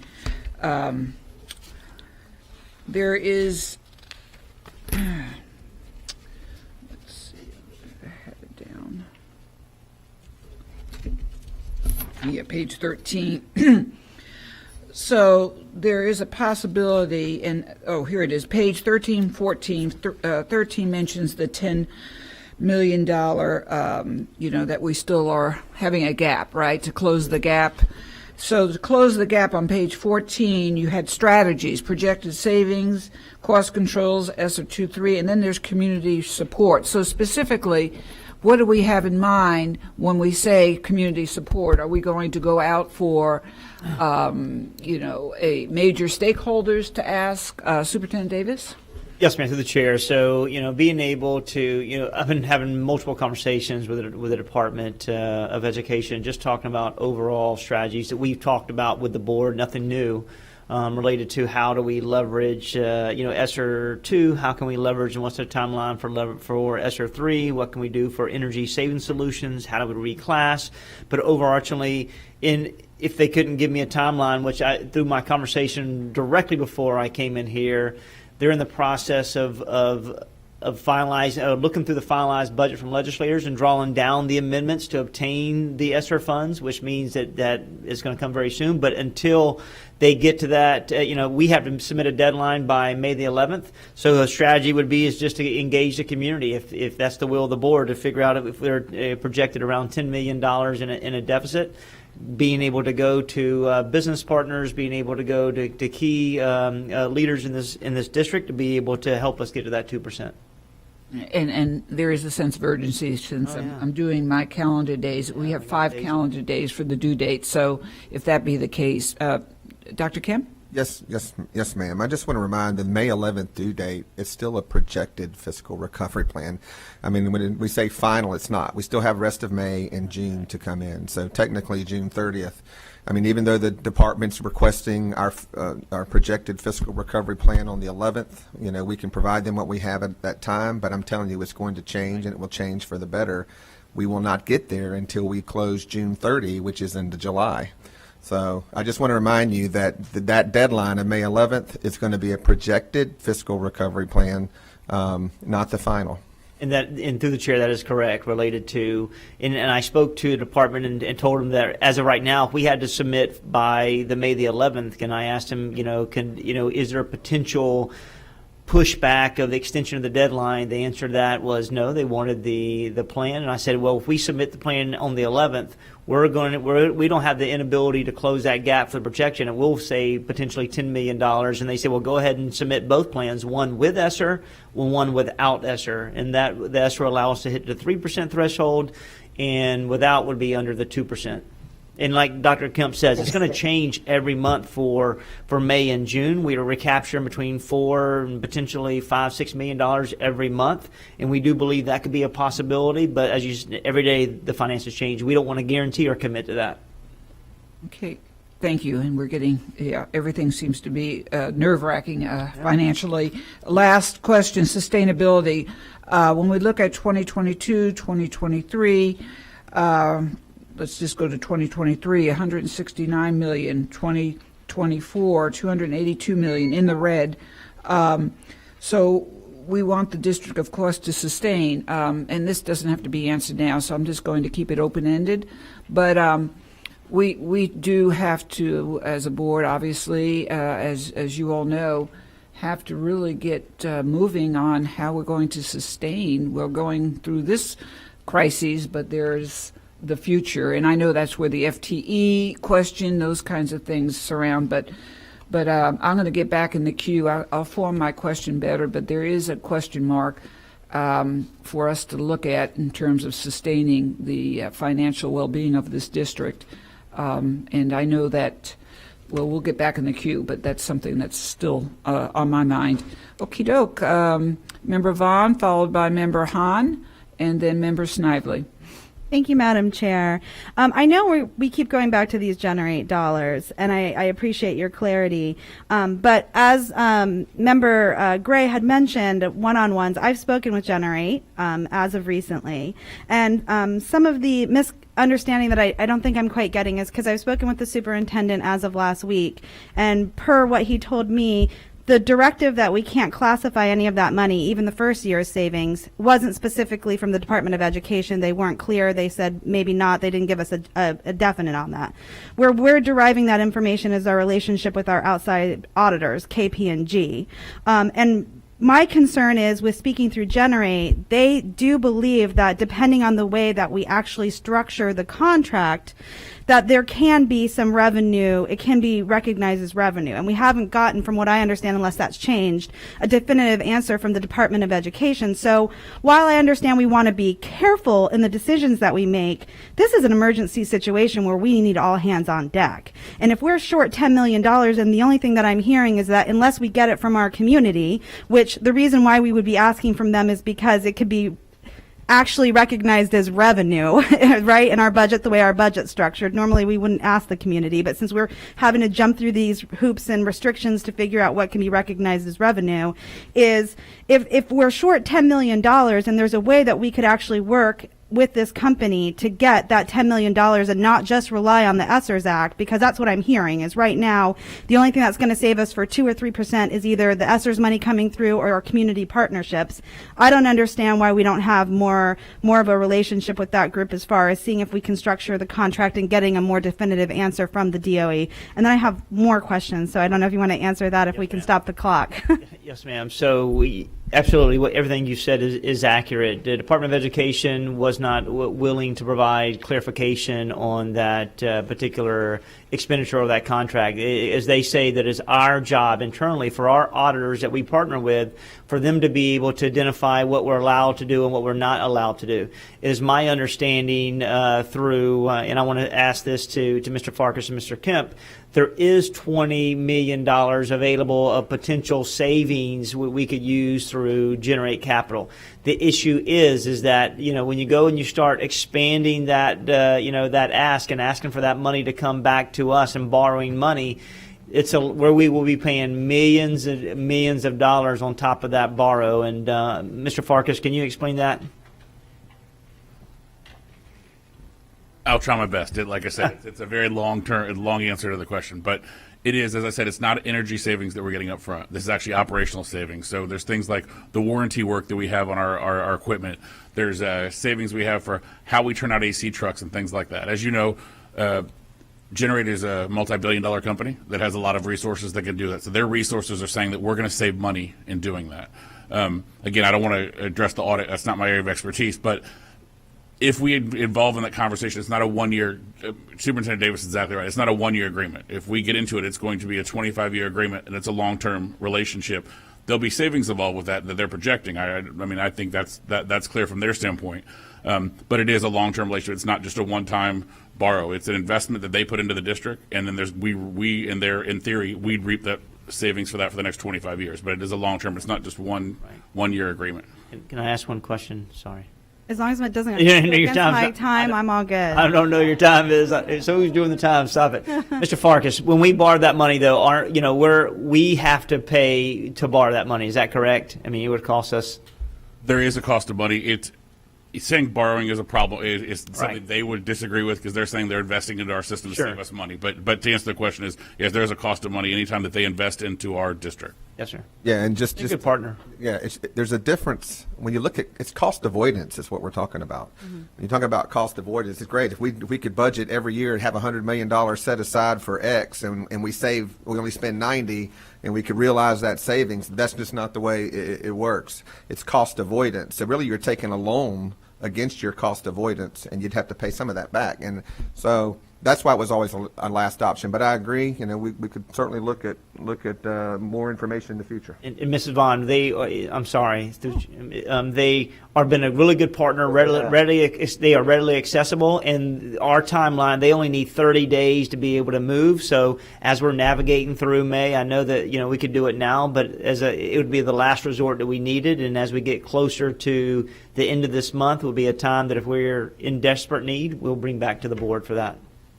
Thank you. I appreciate that, and I appreciate understanding that there's a cost associated with it. I know we also paid something with our TAN, and at the time that was something that we felt was dire, so I'd love to compare the cost of how much it would cost for that energy savings compared to how much we paid back for the TAN note. The next question is, I understand, I hear you, Member Perez. I do know that in the commissioner's letter that he did call for an audit, a forensic audit in his letter, so I'm confused why we're not responding to that part of it. The other questions that I have is I know we're talking about projected enrollment, but we're also not really talking about projected taxes, property taxes, because right now our market is really, really high, right? People are paying well over asking price, making cash offers. So I'm just curious in how long we'll start to see the recoupment of the market right now. What does that look like coming up for, our next few years? And then I'd also wonder if we have our projected charter enrollment for next year, what that's going to look like, if we're anticipating more of a pass-through or less of a pass-through. I have one more question as far as when we're talking about cost controls and that we've put a moratorium on necessarily just giving supplies. If we're making sure that with that schools are still getting the supplies that they need, because I'm hearing, especially in East Tampa, that they're struggling with hand soap, paper towels, things that they need in their class. And then my one last question, because some people go over as well, is whether or not we've partnered with other CFOs in other counties to kind of work and put our heads together on this. I know that as myself, I partner with other school board members in the other county. Have we had a meeting? Have we talked with other CFOs around the county? What's our collaboration look like as far as that's concerned? Thank you very much. Yes, ma'am, and I can tell you, Mr. Farkas can address, we never allow schools to go out without the essentials. It is a priority every single day, and this is the first that I've heard, so if you have gotten schools that say that they may not have the essentials, please let us know those, because, this is the first time I've heard it. Yeah, and I'm sorry, I jumped. Farkas, go ahead, he's ready to go. I was given that directive over a year ago to make sure that didn't happen. We have supplies in our warehouse so that we can do them. They don't have to come from a vendor. If anybody's out, and we realize that can happen, stuff can happen, vandalism or an error in ordering, but we have it in stock. We have it in our warehouses. There should be no school that is out of paper towels or soap for anything more than until we're notified. All they have to do is let us know. Again, over a year ago, we set up a special email that goes directly to that MR request. It's hcps.net. It's that thing still applies. And we've worked with Corey Murphy on a daily basis with maintenance to make sure that if anything comes in, that we quickly order that. Janitor's Closet and some of our vendors have been wonderful. So if anybody tells you that, please, board members, pass that through Mr. Davis to myself, and we will get it addressed on the day that you give it to me. Can I address the property tax question? Okay, so the property appraiser will certify the market value of our property at, I believe it's at the end of May or June, and then it goes to Florida DOE, which will then update our FEFP calculation based on those property values. So once we get into July, the FLDOE will give us the updated dollar amount we'll get.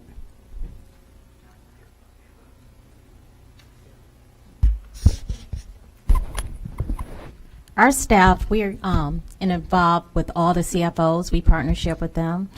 And we do have Zoom calls and Zoom conversation about what's going on and any issues. So we are partnership with other CFOs. And I'll add, I think we're just blessed to have Ms. Johnston with us, because she's actually been through this with multiple states and districts bigger than ours. So thankful to have her expertise on board. Thank you, and ditto. Thank you, Ms. Johnson, for your expertise. Certainly, we appreciate it.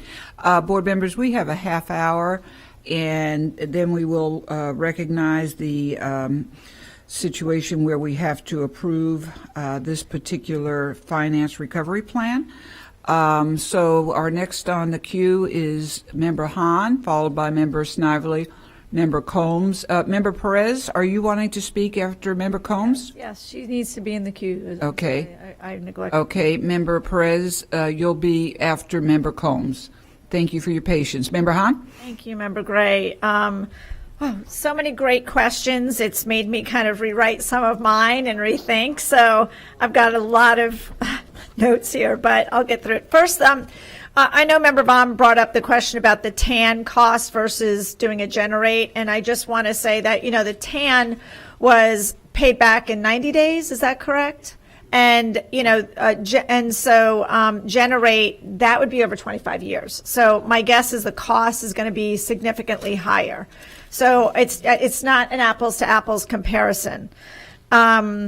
And then in regard to the charter forecast, if I'm looking correctly on page 7, because that was another comment, it looks like you forecasted $260 million and change for next year, which if you kind of multiply out the $22.1 million over 12 months, it's pretty close to that. So I'm not seeing that you're forecasting a big difference. Am I reading that correctly? We don't actually have the correct numbers for next year's charter school amounts. It'll be updated as soon as we get their projections into the new FAFP for next year. So what's the forecast number here then based on? Just this past year? Yes, just Okay, this past year. okay. All right, I just wanted to clarify that. It'll be for myself. updated as soon as we get solid numbers. Okay, great, thank you. I just wanted to clarify that for myself.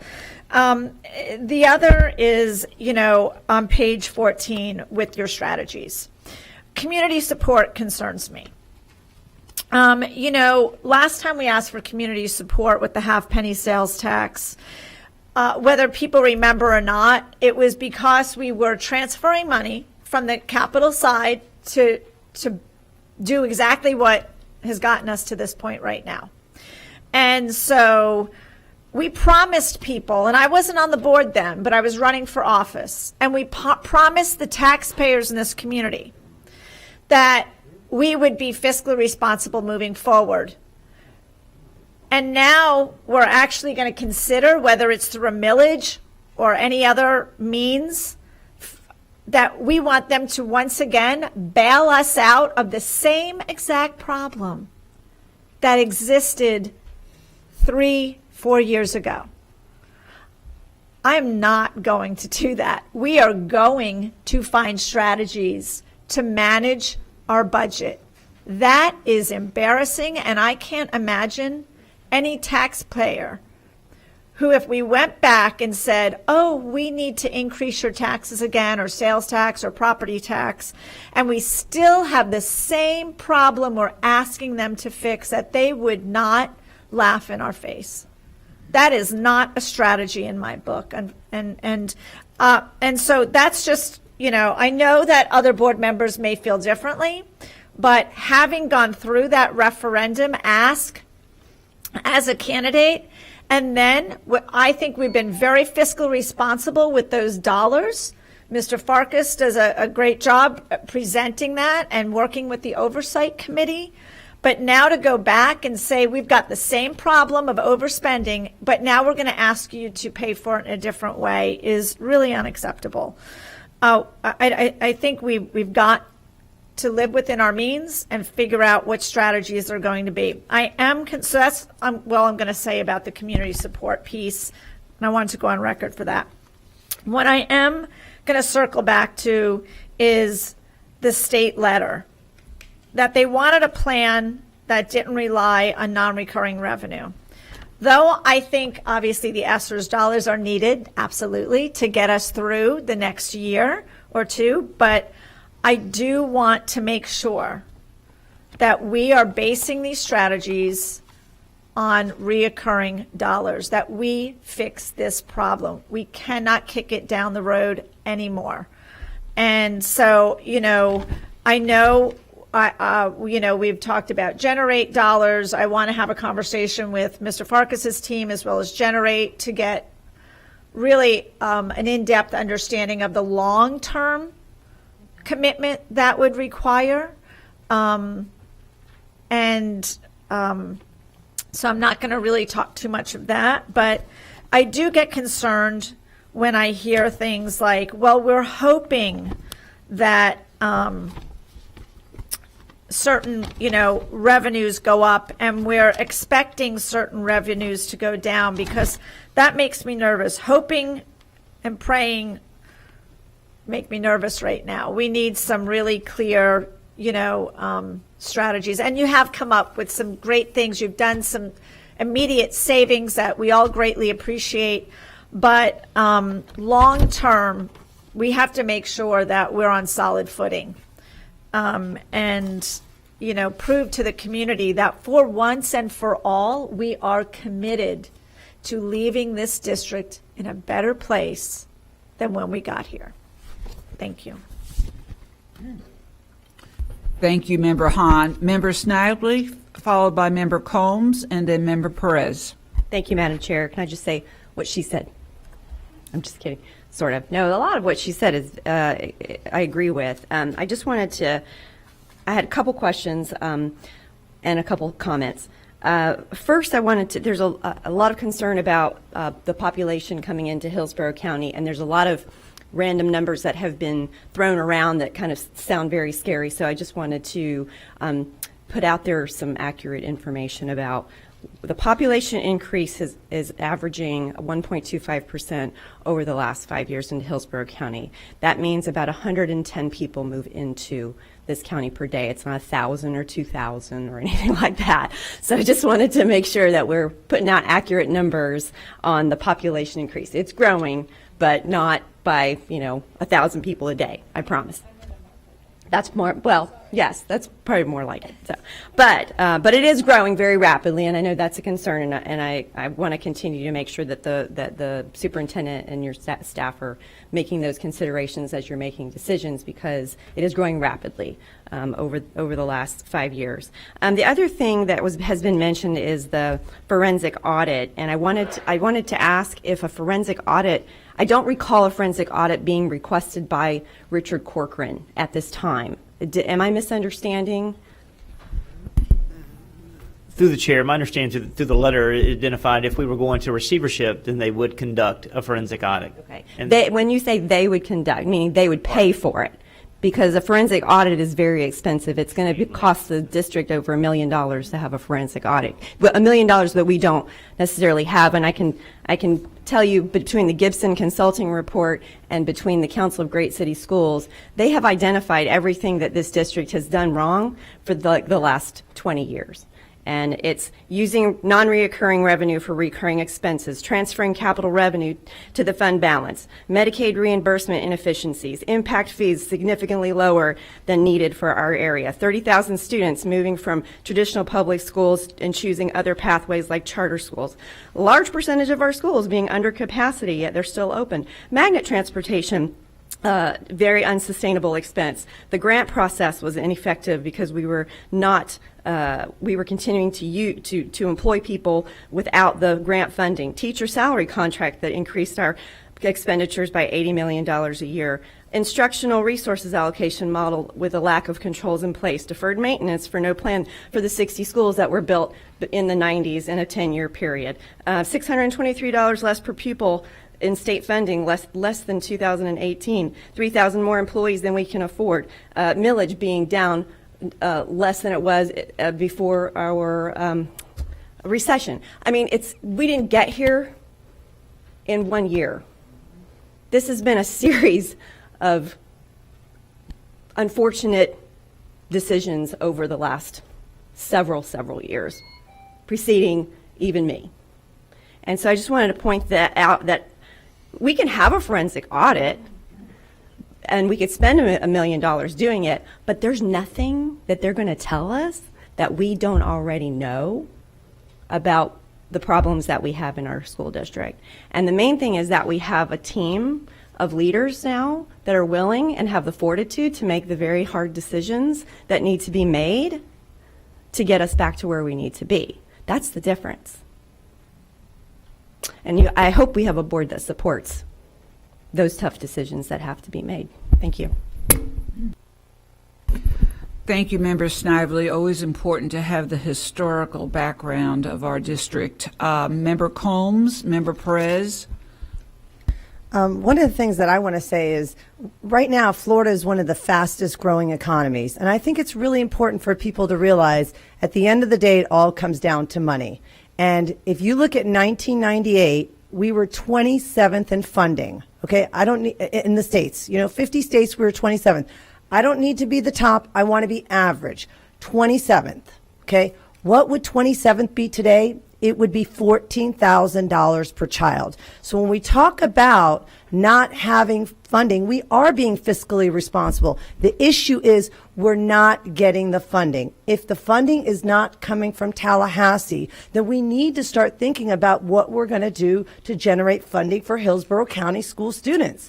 The problem is not, we have more needs and we have to do with less. The idea that we're 46th ranked in this country and that we are providing a quality education with less than $7,800 is imperative. That is the most important thing that we need to think about, that we're not getting enough money. The needs of our students are greater than ever before, and we're not getting the funding. If it's from Tallahassee or if it's from Hillsborough, we need to think about there is not a private school in this district that it does not cost between $12,000 to $30,000 a year to attend, and you expect us to educate and provide a quality education with $7,800, which we do every day. But enough is enough. We need to generate some revenue. I think that's really important, whatever we need to do. So I think people need to focus on that. Instead of saying that we're not being fiscally responsible, it's that the state continues to let us down. And that is the most important thing. Also, as we look at charter school growth on page 7, I would like to see, when you forecast 2022, 2023, 2024, I would like to see the percentage of growth in the last 5 years, and that should be calculated on that. So I should not see $260 million going to charter schools where many of them do not have certified teachers. I would like to see what the next 5 years looks like and what kind of growth and what continues to happen to privatize education that is not necessarily quality education. So I would like to see that forecast for the next 4 years and how that's impacting our district. And then a couple things I would like to see when we talk about savings. I know Member Perez has talked about Kelly Services. What kind of savings would that bring us? Also, looking at, there's large districts that have their own health insurance. Is that a possibility for us? Looking at ways that we can bring revenue back to our district. And then finally, the Citizen Finance Committee. Obviously, we can't afford that, but let's look at that today and let's get that going. Let's not wait a month or two to get that started, to have people in the community be Citizen Financially Advisory Committee, so that way we can have the buy-in from the community as well. Thank you so much. Thank you, Member Combs. Member Perez, you are next. Thank you. So, yeah, I'm looking at the letter here from Richard Corcoran. And yes, he does state that, you know, for as board members to become well versed in the law relating to the financial emergencies and to conduct a financial audit, you know, that's what they would do. The last financial audit that was conducted was with the Gibson report, and that was back in 2015. And we are now in 2021. And I don't believe, you know, as a board member, I've never received an update to the Gibson report on where we are as a district. What has this district completed in this Gibson report, updating this Gibson report, at least on a yearly basis, to let us know where we are.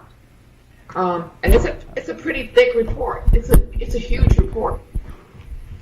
You know, to include that half-cent tax that was provided to this district, you know, even in 2020, the impact to this district with COVID-19, nothing has been updated to this Gibson report that I have seen.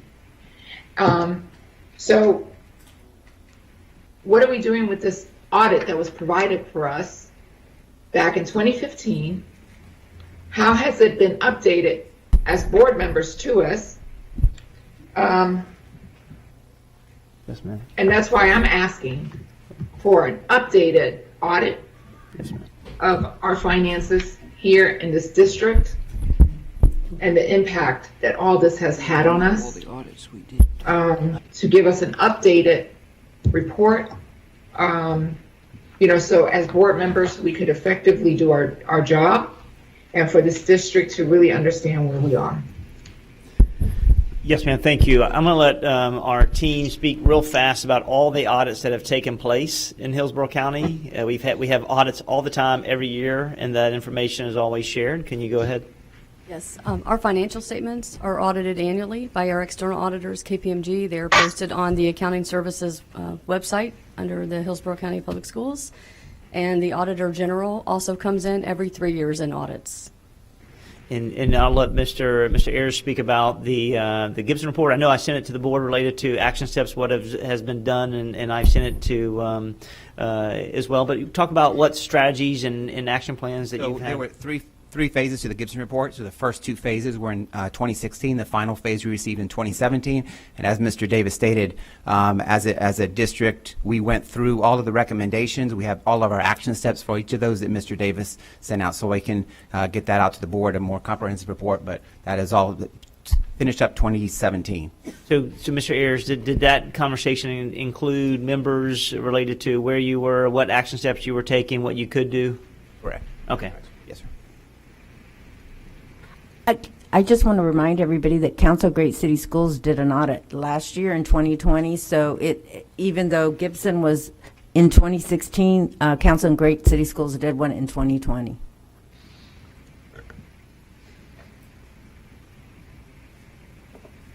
Member Perez, did you want to conclude? But like I said, just for the record, I'm requesting an audit.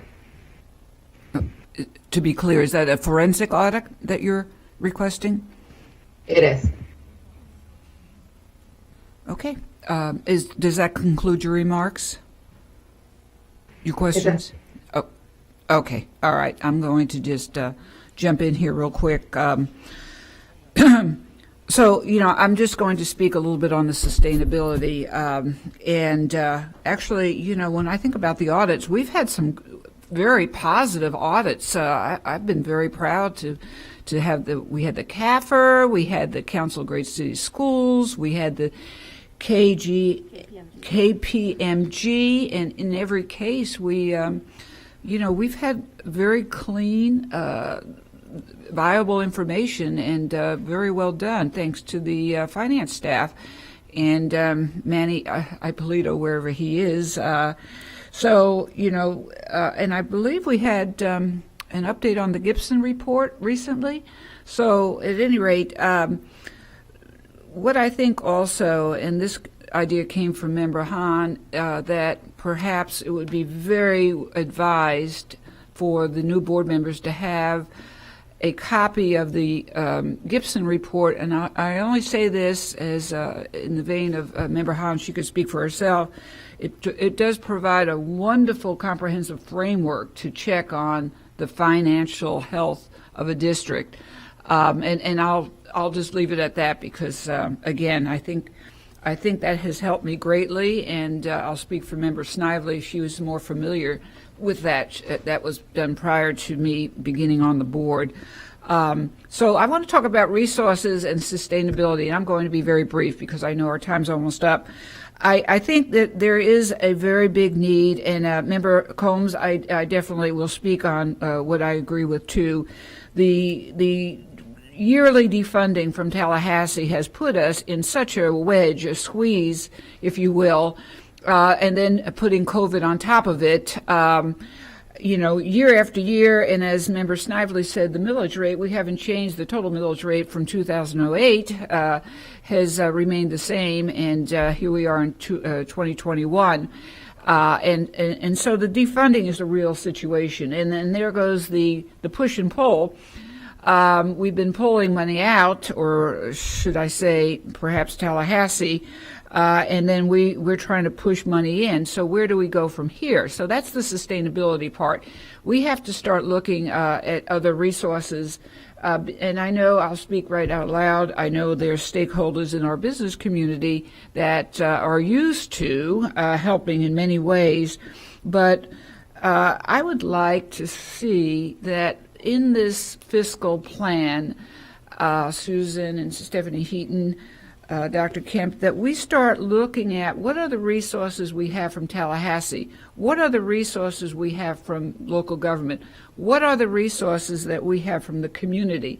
So we actually have a look at what are the possibilities that we have out there, not to negate any ask, not to say yay or nay, but let's look at it realistically, because sustainability means we have to be able to have steady money in as we spend the money necessary to run the school district. And I think that's important. So I would like for that information to be woven in somewhere as we carry through this journey. And Ms. Murphy, did you want to say anything? Because you're looking like you're not going to. Okay, I know you're beleaguered with so much work. Board members, let me go ahead. I'm going to stop there. We have final comments, and then we're going to go ahead and vote on this proposed financial recovery plan. Superintendent Davis? Yes, ma'am. Can I'd ask the board not to vote today, to give us a couple more days to see where we are, so we can come back, I believe, on the 11th. And the 11th will allow us to see if any greater movement for release of funding, how we continue to have different forecasts of money, and I would wait to the 11th if we can give us a couple more days. Thank you, Superintendent Davis. What would that look like for this board? Are you talking another meeting? Well, my understanding is I thought we had one scheduled. Meeting is scheduled. Madam Chair, you scheduled a special call meeting on May 11th. That's still on the calendar.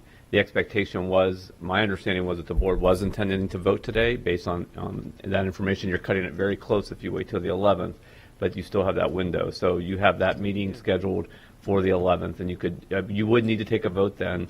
And if you don't pass the plan, then there's serious risks involved with that at that point. So you're coming right down to the wire. Correct. And board members, before we leave today, we'll have consensus on that May 11th special call board meeting, which is on your calendar. Member Vaughn, then Member Hahn, Member Washington, Member Snively, and then we'll conclude. Thank you, Madam Chair. Those 3 minutes go fast. First of all, I have a copy of the Gibson report, and I've read it, and it's very enlightening. So thank you for highlighting that. But it is an old report, so I would love to see something. If the Great City School gives us some more information, I'd love another copy of that.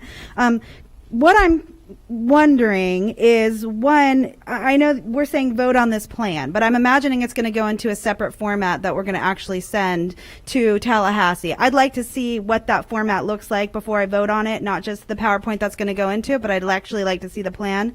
And if he's going to respond, please pause my time. Yes. Yes, ma'am, I'll be quick. Actually, page 13 is the format, the plan that the state asked us to put it in. So it's that.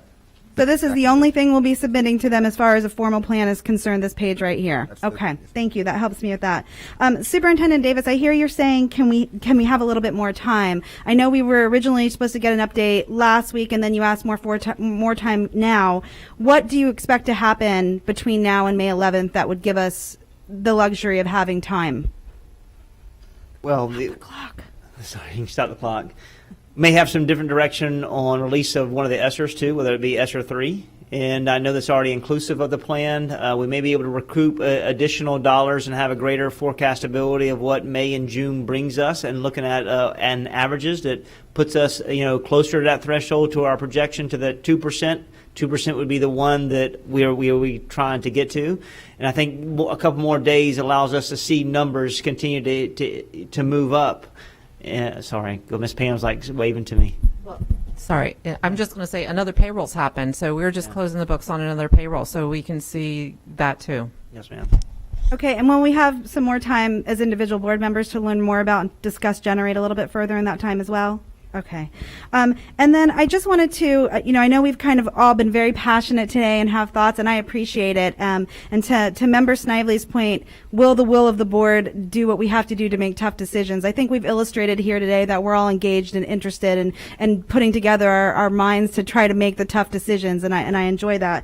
As far as asking for community support, I hear the passion from Member Hahn, and I understand where she's coming from. It is tricky to continually ask the community for support. However, we have clearly outlined in meeting after meeting after meeting that we are being completely underfunded by the state, that's not going to change. And every other meeting, we have people who sit at our dais begging for us to keep the programs that we can't afford to fund right now that are so integral to our community's success, whether it's music, whether it's orchestra, whether they say it's changing their child's lives.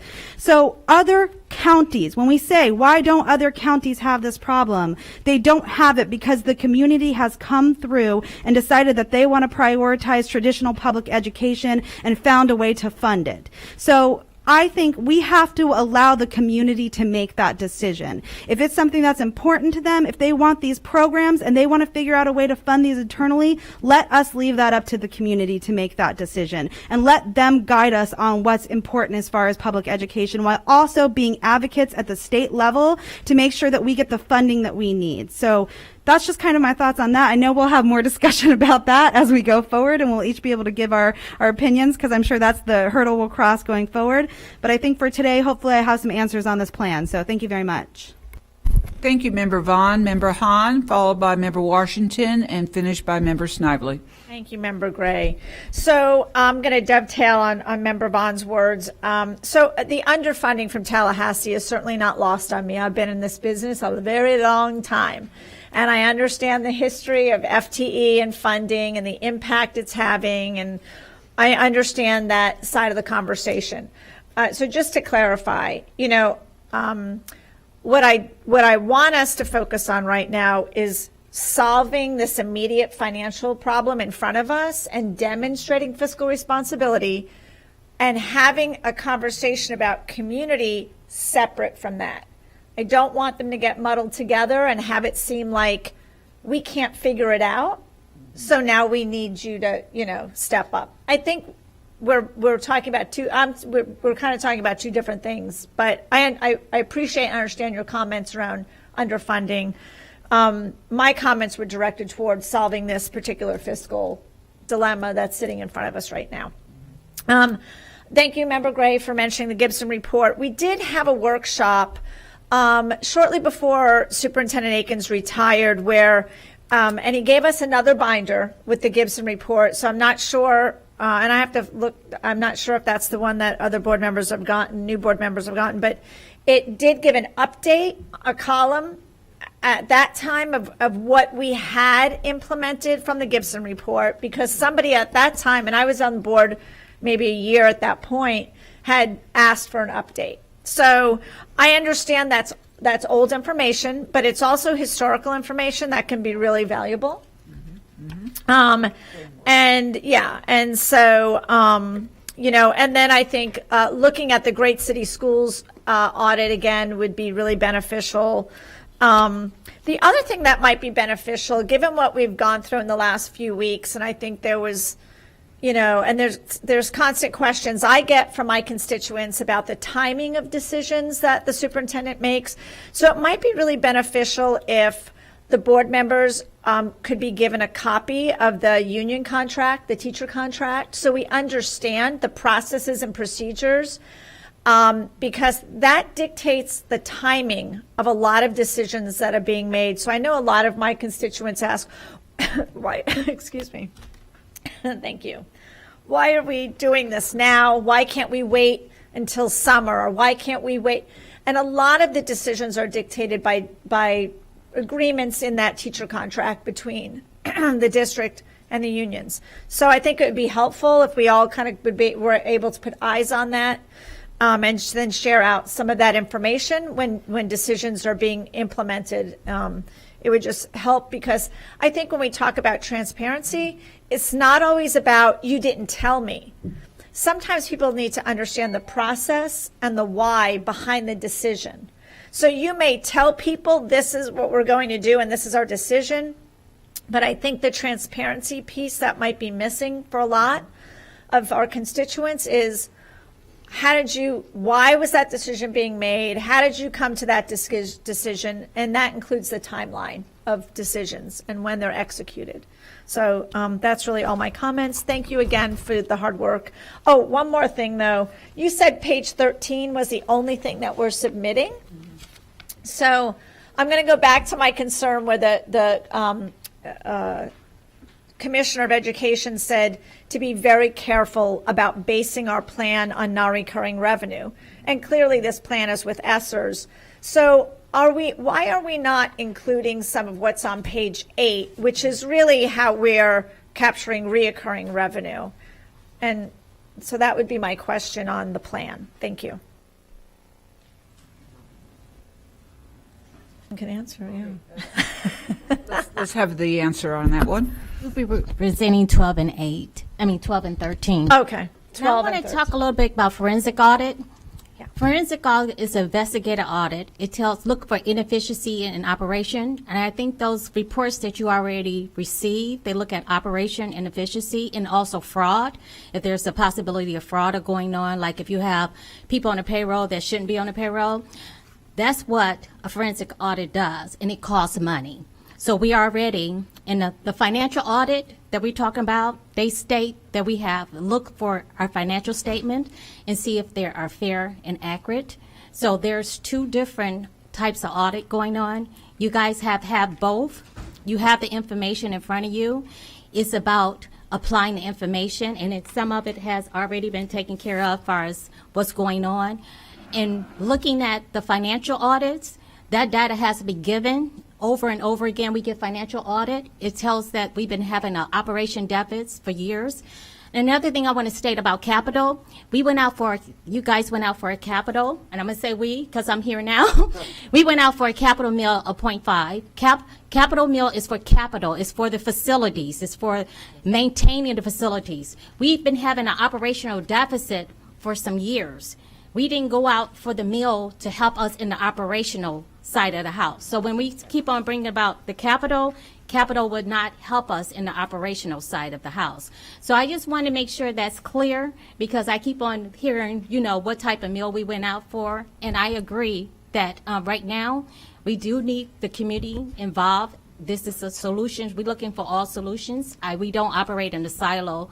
So we are moving forward with those thoughts in mind. And we do need a long-term strategic plan, but we're not fixing that. We are addressing how to close this 2% right now. When we said community, we put that down because a lot of board members did from our last meeting, said they possibly community could donate money. Would that be a possible solution? We put it on here for if that is a solution, we definitely want the community to give us resources, but that is not going out for a meal. This is not addressing going out for a meal. Right. Thank you. I appreciate that. And yes, the reason we had to go out though for the referendum is because we were raiding their coffers on the operations side to pay for the bills on the other side of the house.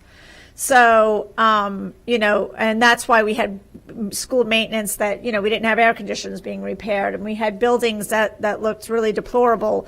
And so it was the same bad practices that we're talking about today that occurred back then that we had to go for that half penny to recapture that, the money so we could repair schools. So I appreciate that. Again, I just think that I'm not sure why we're not including some of the strategies on page 8 in that plan, or can you add an attachment? I just want them to see that in addition to the ESSERS money, we are making efforts to be more fiscally responsible, and we are changing how we're spending, and we're making hard decisions. I want that to be demonstrated so they just don't see this and say, oh, they're just counting on ESSERS dollars. I want them to know that we've made a lot of changes and hard decisions. Yes, ma'am. When you think about what's taken place, and I actually just want to publicly thank the board for the support and this finance team. When you take a look at June 30th, we were negative $32 million validated in the hole. Up to today, we're plus 31. That's a 63 million swing. But we're projected for June 30th, as of today, to have a plus $55 million. That's talking about an $87 million swing that we've been able to correct together, collectively, collaboratively, with principals working, with chiefs, regionals looking. I mean, we've been able to do. We had someone come in and talk about $5 million. I appreciate that. But look what this team, the team, and I want to thank them. But a lot of people don't realize that the information that's often requested is not readily available. We're operating because we never had the money to invest in infrastructure. We did not have we have 3 antiquated platforms in which anytime there's a public record request or anytime there's a board member request for information, it means that these 5 people are in a room trying to triangulate from 3 different platforms that don't talk to each other. So we've got a long way to go, and I appreciate everybody's flexibility and working with us and making sure we get you the most accurate information we can at the time. It will change, and I think we can get there.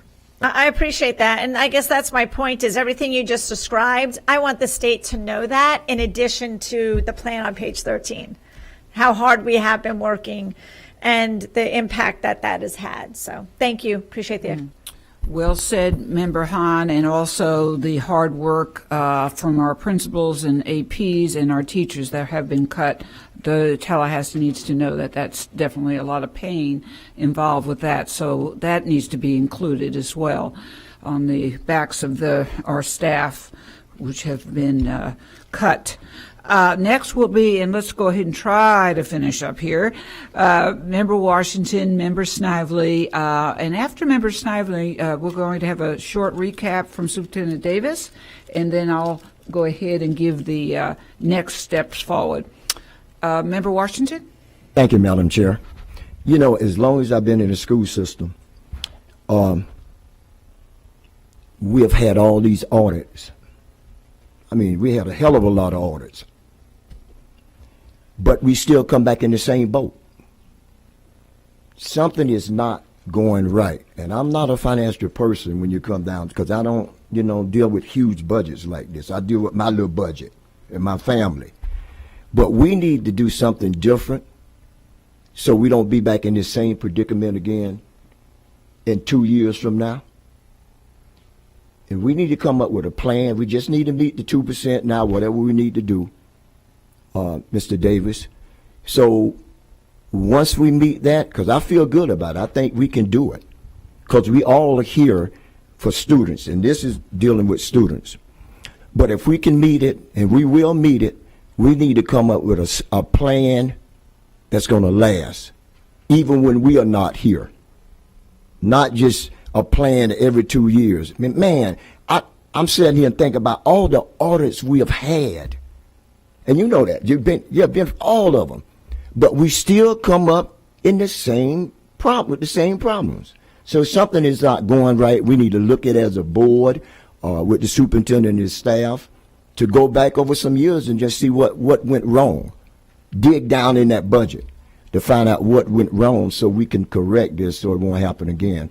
But I do feel we can do it because we got an outstanding board. I do feel good about it. Thank you. Thank you, Member Washington. Well said. Member Snively? Thank you, Madam Chair. I'll send you my list, Member Washington, of all of the things that have got us here. So, because what I mentioned earlier, 14 or 15 different things that didn't happen overnight that got us where we are today.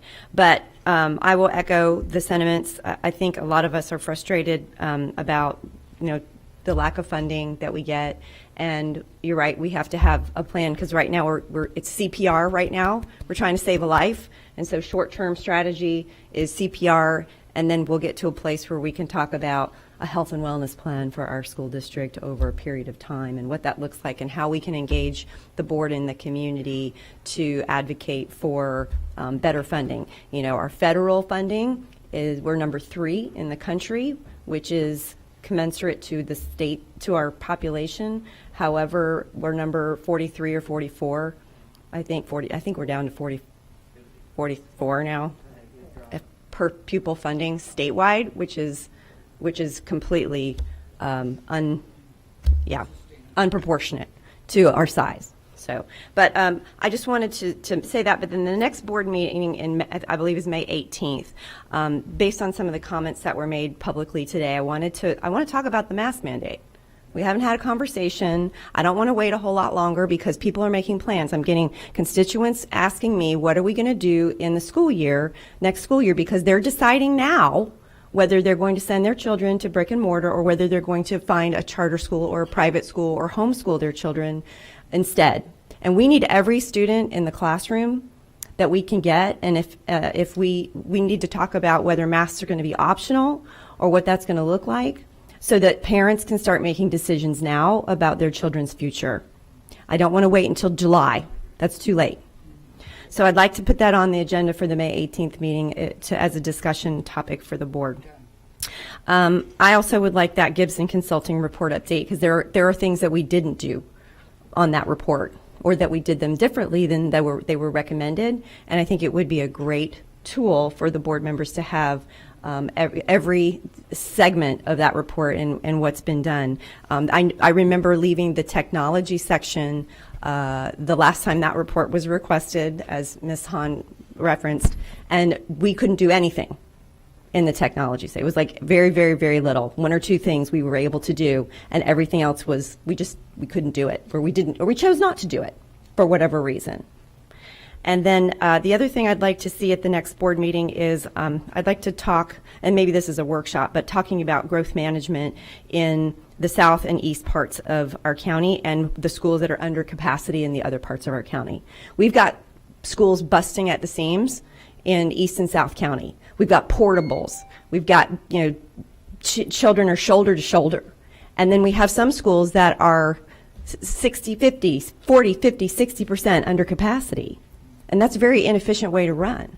So whether we need to, rezone the whole county, the whole district, and get the numbers appropriated the right way or what, but we've got to address some of these schools that are busting at the seams in East and South County, and what we're going to be, what is the plan for our board in our district to address that as well, because those are some of the people that are going to charter schools because they don't want their children in a crowded classroom, so they choose to go to charter schools because there's more room.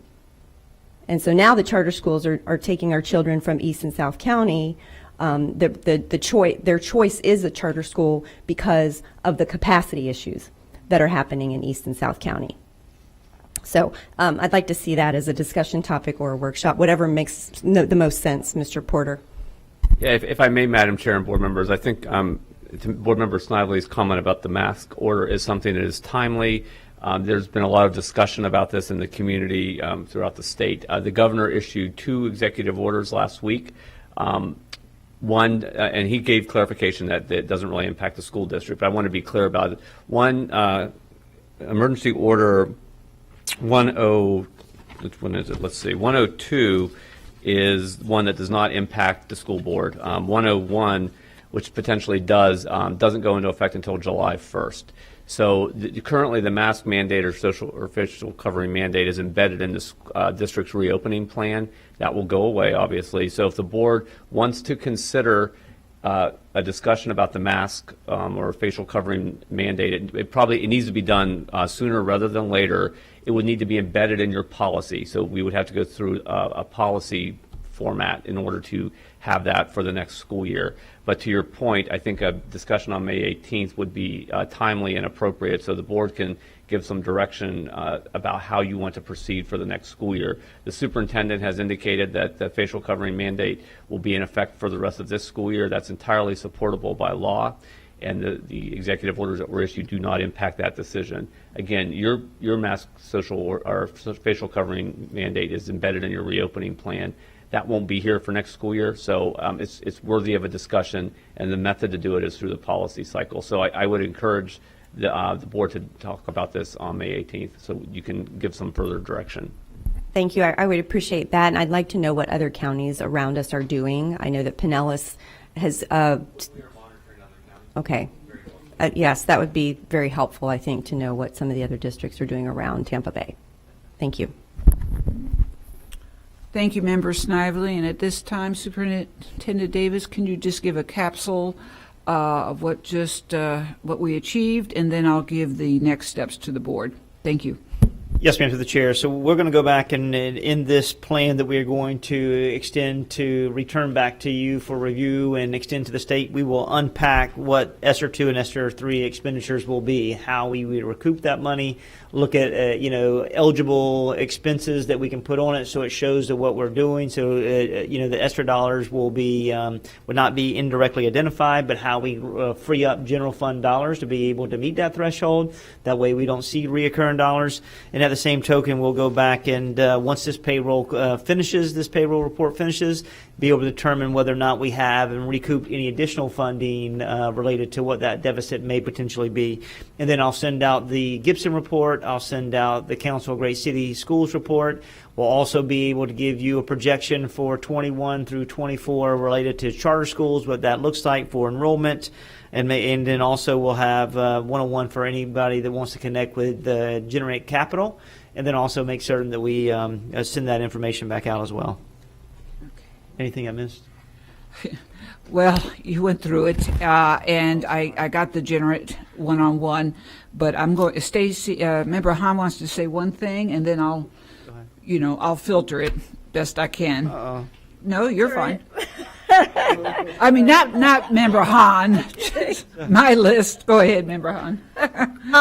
So you mentioned, identifying how the ESSER dollars are being spent. I think what the public really appreciates on the operations side of the house is seeing on the landing page a list of all the expenditures related to the half-penny sales tax. So I'd like to talk about at one of our meetings and get some board consensus around doing the same thing for the ESSER's dollars. So we have a landing page where we can show the community all the ways that we're spending those dollars. I think that's a great Thank idea.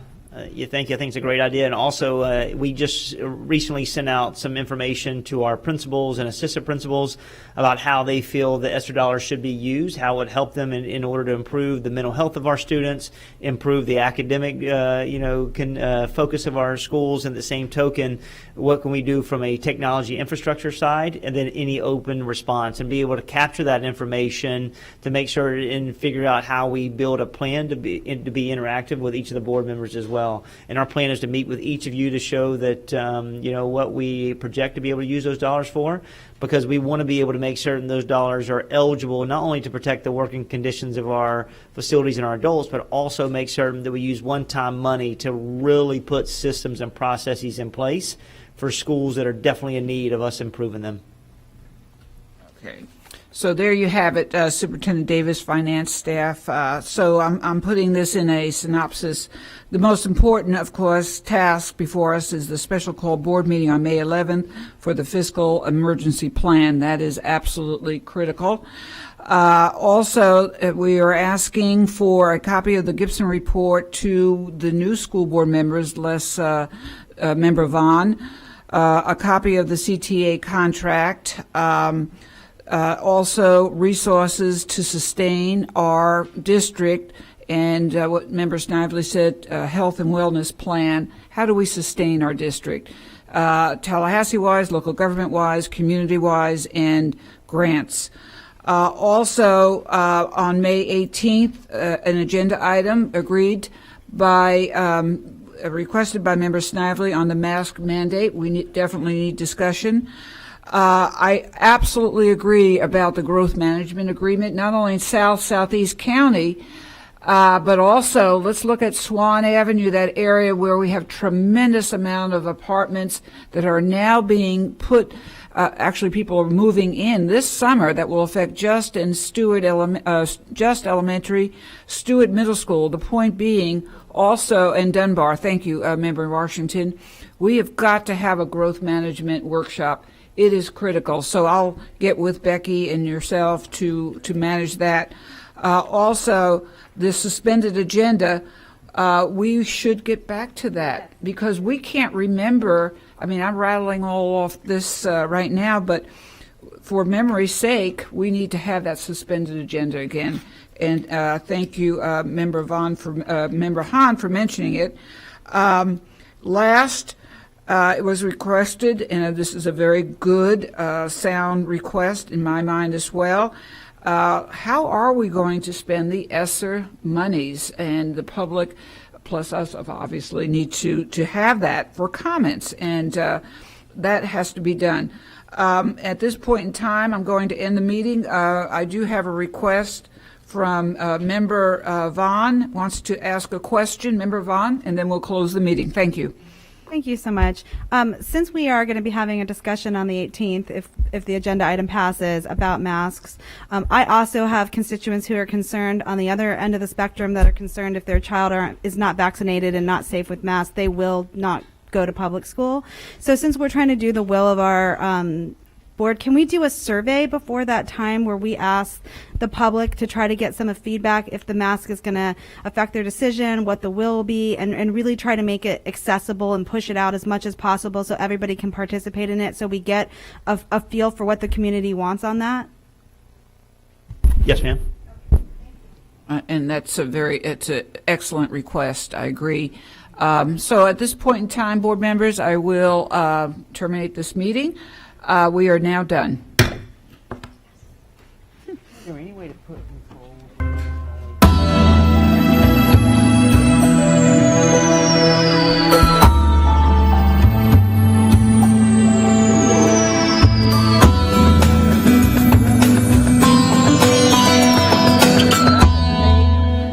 We haven't started it yet.